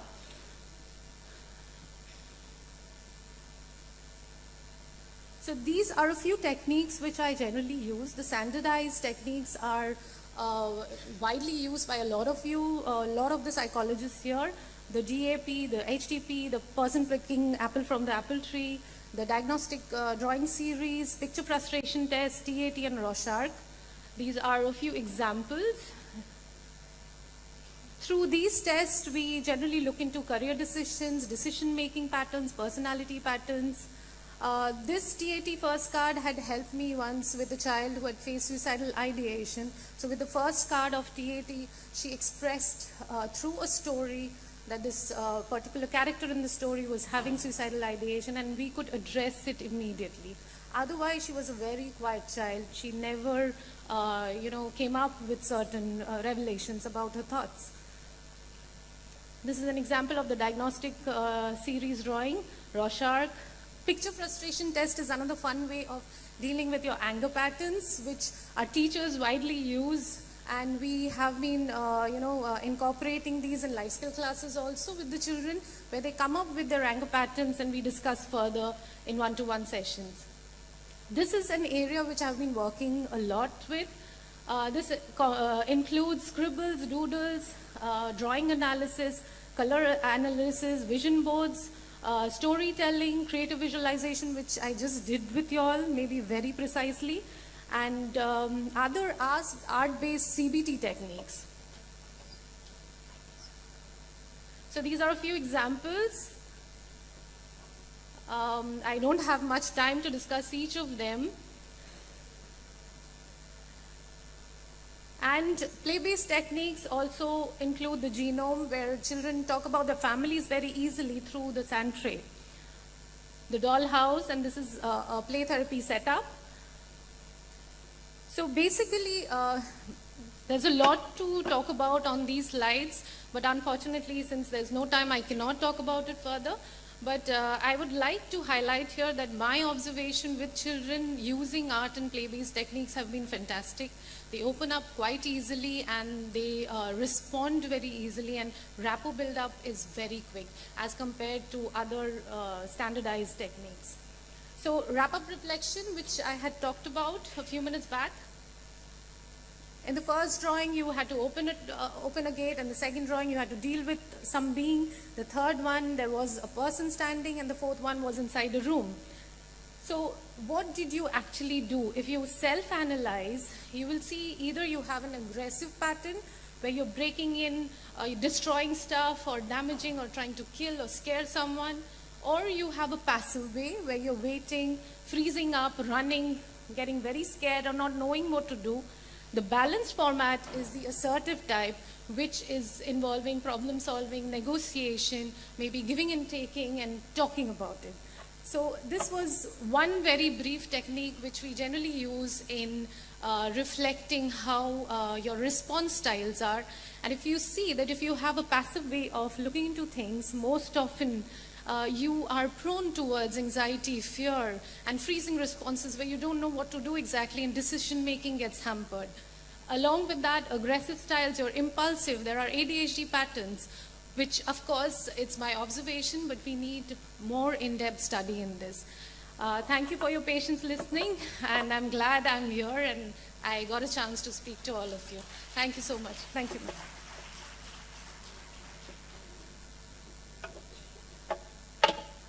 आपका बहुत बहुत आभार महोदया जी। अब मैं मंच पर आमंत्रित करना चाहूंगी हमारी अंतिम प्रतिभागी शिखा वर्मा जी को। आप चंडीगढ़ के कुंडन विद्या मंदिर सीनियर सेकेंडरी स्कूल में कार्यरत है, जो लुधियाना पीबी में स्थित है। आपके पेपर का विषय है गैर पारंपरिक पारिवारिक संरचना वाले बच्चों का सामाजिक भावनात्मक विकास।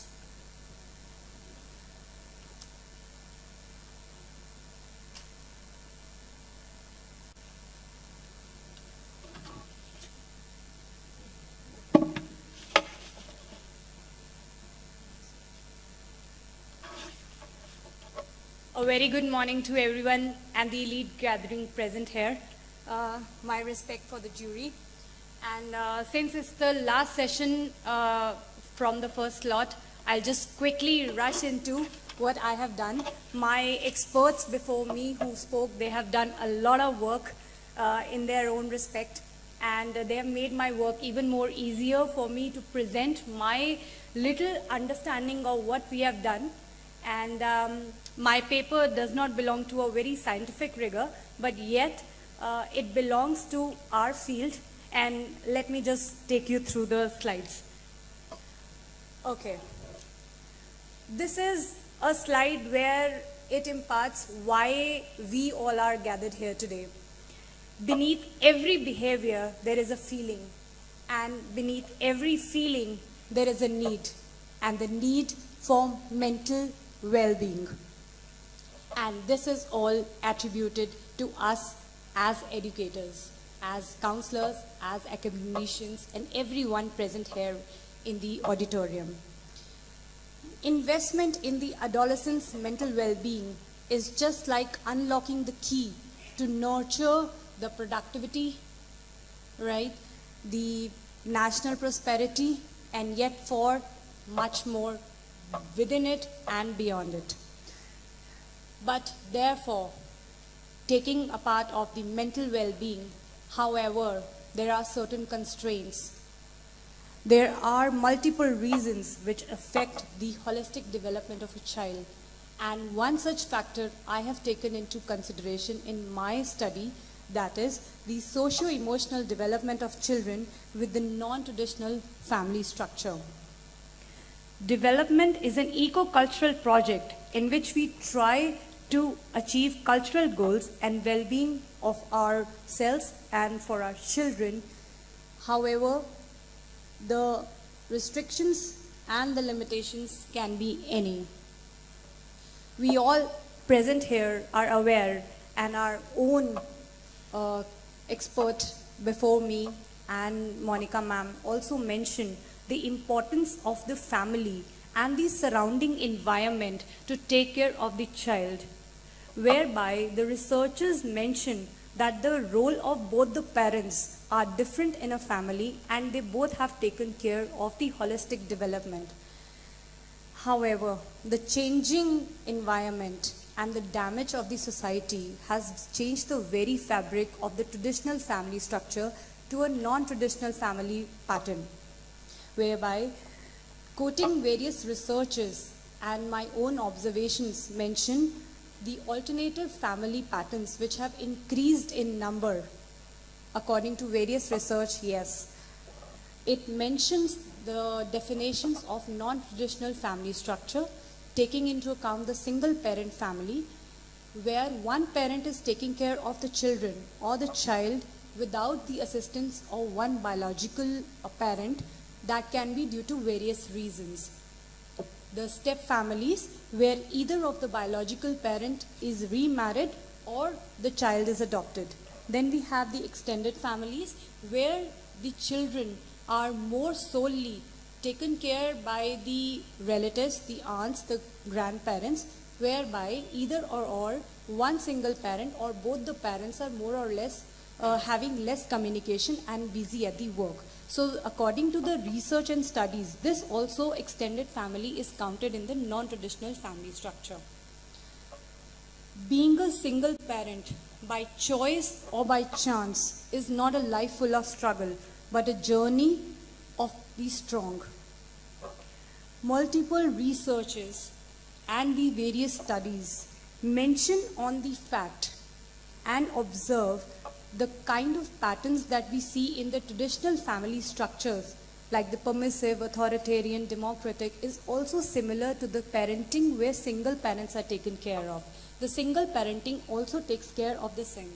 The table that you can see on the slide is what the researchers mentioned, and my own study also gets this into the scope.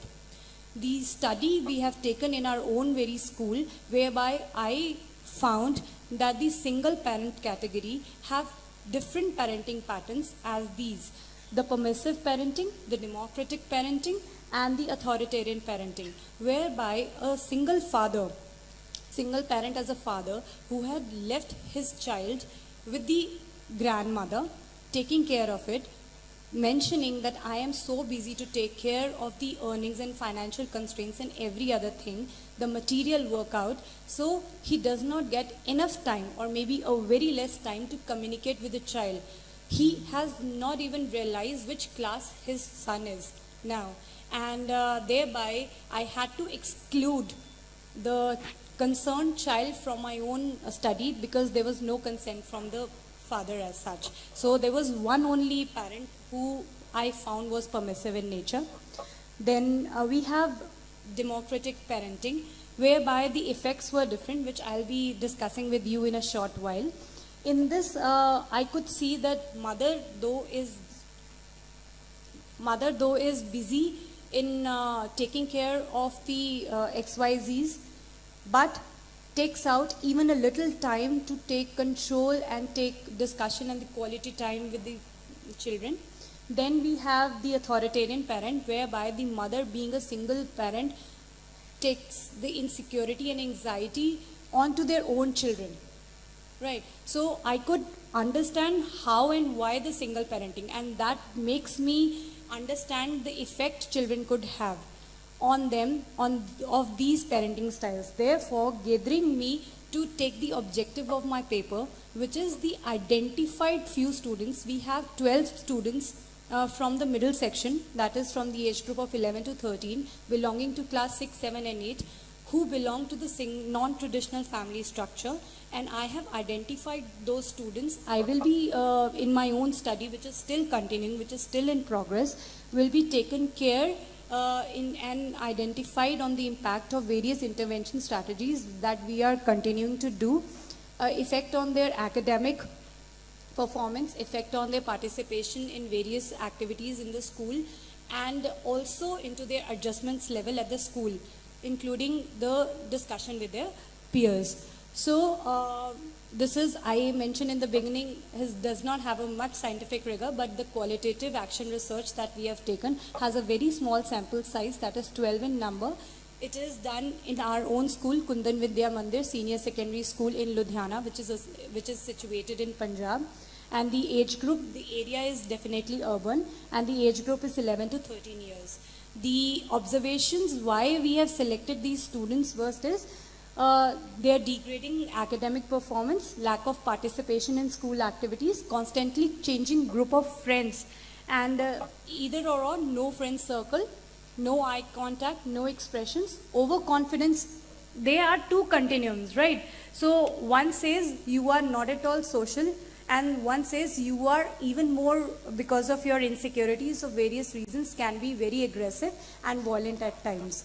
So taking into all the considerations, I had a discussion with the parent, the single parent. Then we continued going on talking with the families who are associated with them. Taking that, with the help of our own principal, we took into consideration various pre-test criteria, which is like student school adjustment scale, general well-being scale, psychological well-being scale, and the self-efficacy scale. All these tests are Indian adaptation scales. Now, what I could find, this is just a result based on the pre-test. The post-test will be done once the session gets over. So this is mid of the session. Can I take one more minute? I am just into my last slide.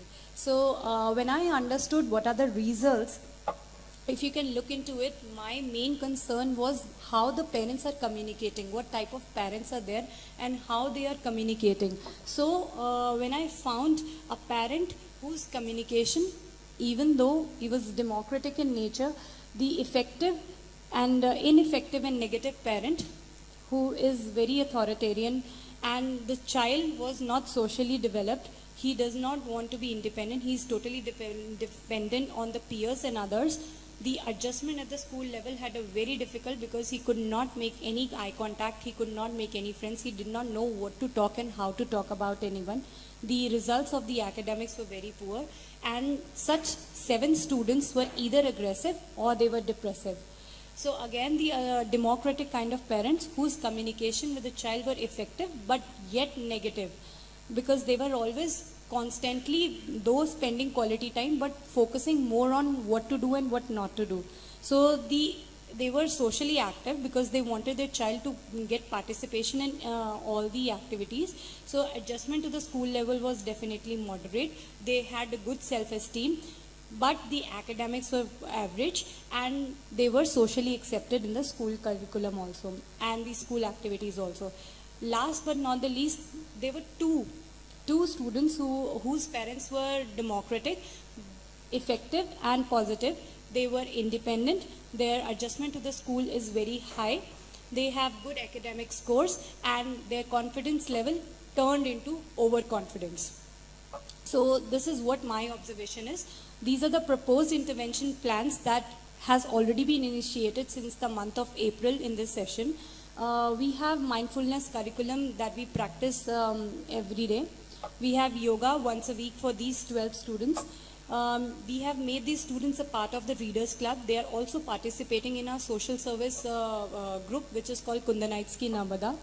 Then these students have been given the responsibilities at various levels, whether they are at school or whether they are at any high level beyond the school, that is making the project monitor or the project head or the team activity leader. Regular counseling sessions, both for the students and the parents and the relatives, have been done, and they are taking up. Follow-up sessions with the parents are also taken care of. There is home visit after every fortnight for these students by the counselor or any of the class teachers. And these are few of the activities that you can see. They are involved in various activities in sessions. So I have already shared limitations with you. Now what I prefer into this implication, future implications that I would want, the sample size could have been even larger, which could have included not only the middle school but the entire school. And a comparative study of socio-economic development of single parent child in rural and urban areas can also be done. A study in the different development patterns of different genders in a single parent family can also be studied for the future understanding. In the last, ma'am has given me 2 green signals. Okay, it's time for you to wind up. And before I wind up, it's only mentioning that only the overwhelming key to a child's success is the positive involvement of parent in either of the structures. It is not only what we say, it is all about how we say it. Thank you.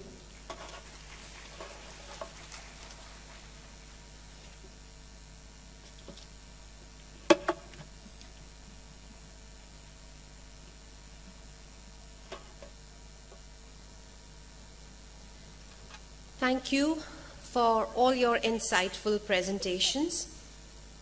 May I now request the reflection speaker, Professor Komila Thapa ma'am, to take over.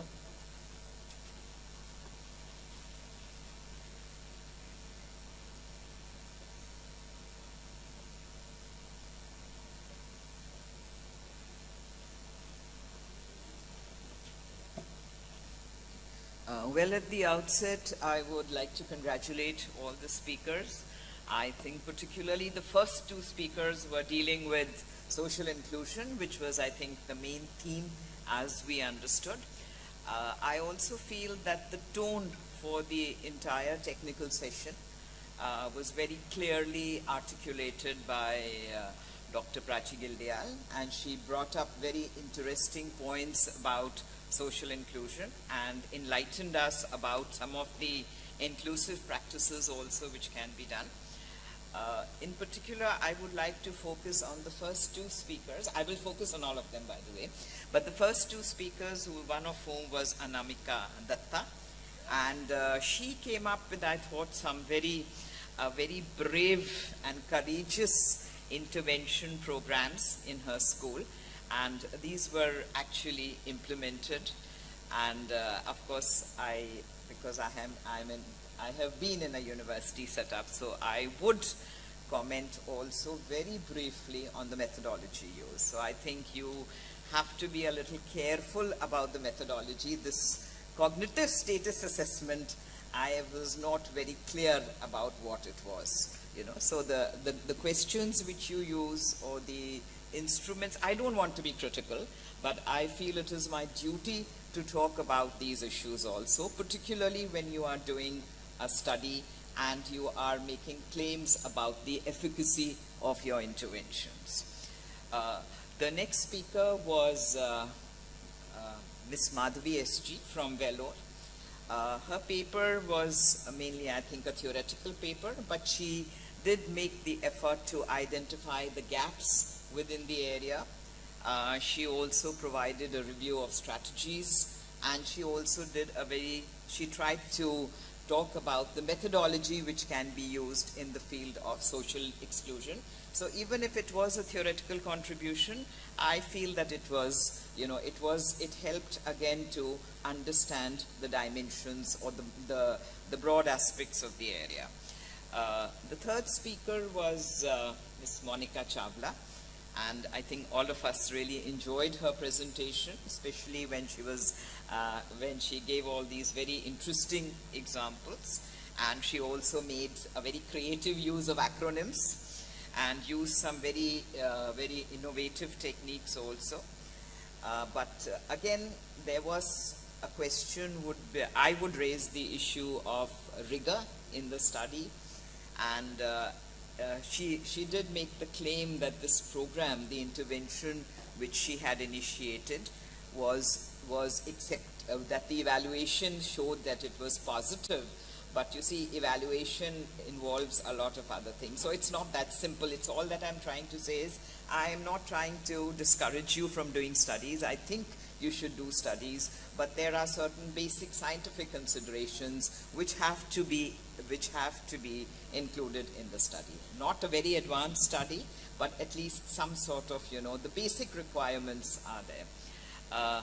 The fourth presentation was by Riya Das, and of course she again came up with some very innovative techniques, which were, to me, it sounded very much like a semi-projective technique, because she also alluded to Freud's topography of the mind and creative visualization, play techniques. But again, the question which arises here is that how are these techniques going to be used? Are they individual? Are they tailored? Are they custom made for the particular child? Or are they will they also be then the basis of interventions? Again, the final presentation was by Shikha Verma. Again, she made, her study was again a very interesting study, keeping in mind, she did point out the gaps and the limitations in this study. She talked about parenting styles, and there are certain well-recognized and standardized work on parenting styles by Diana Bomren, so that is very well-known work. And some of the scales which she used were mainly Indian adaptations. So those kinds of measures or those kinds of scales are always suspect, because when we use those kinds of scales, they always raise issues, psychometric issues, or whether these scales or these instruments, psychological instruments you are using, are they reliable, are they valid? But what I found most impressive was that teachers and principals are moving beyond the textbook. They are going beyond what they you see, it's not just bookish knowledge or what you can get from a Google search. You know, and also let me remind you that much of the information we get on Google may be American or European, you know, work which has been done in America or in Europe. So it's very Eurocentric or American-centric work. So I was very, very impressed by the fact that teachers and principals, and I think some of them were in private schools also, and they were actually taking the initiative, and they were actually making the effort to take some of these ideas and translate them. At least this was, I think, the first and a pioneering effort which had been made by all of you, all the speakers, all the presenters in this session.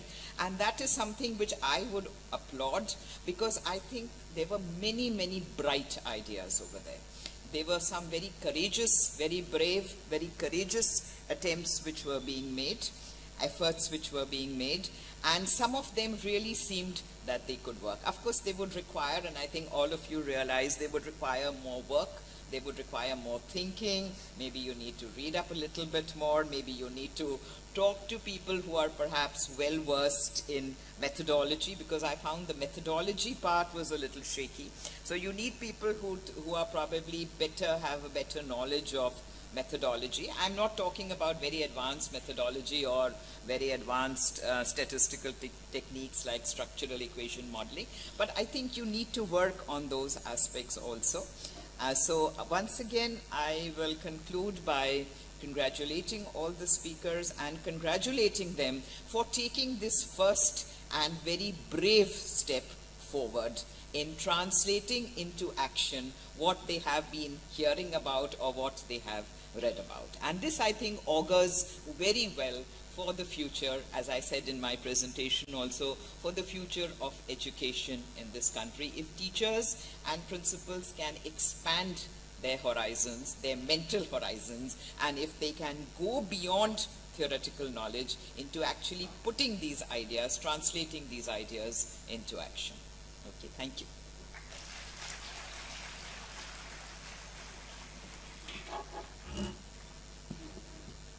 Thank you, Professor Thapa. That was wonderfully spoken.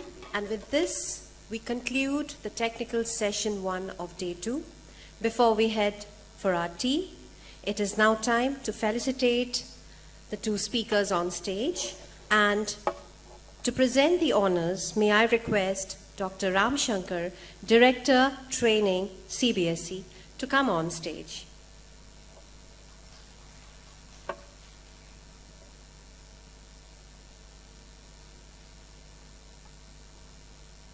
With a big round of applause,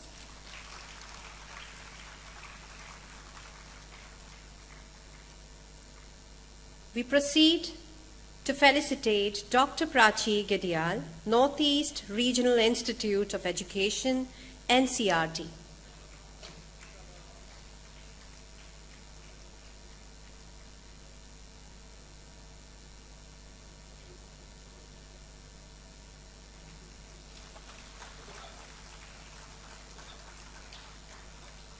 Put your hands together as we felicitate Professor Komila Thapa, retired professor, University of Allahabad.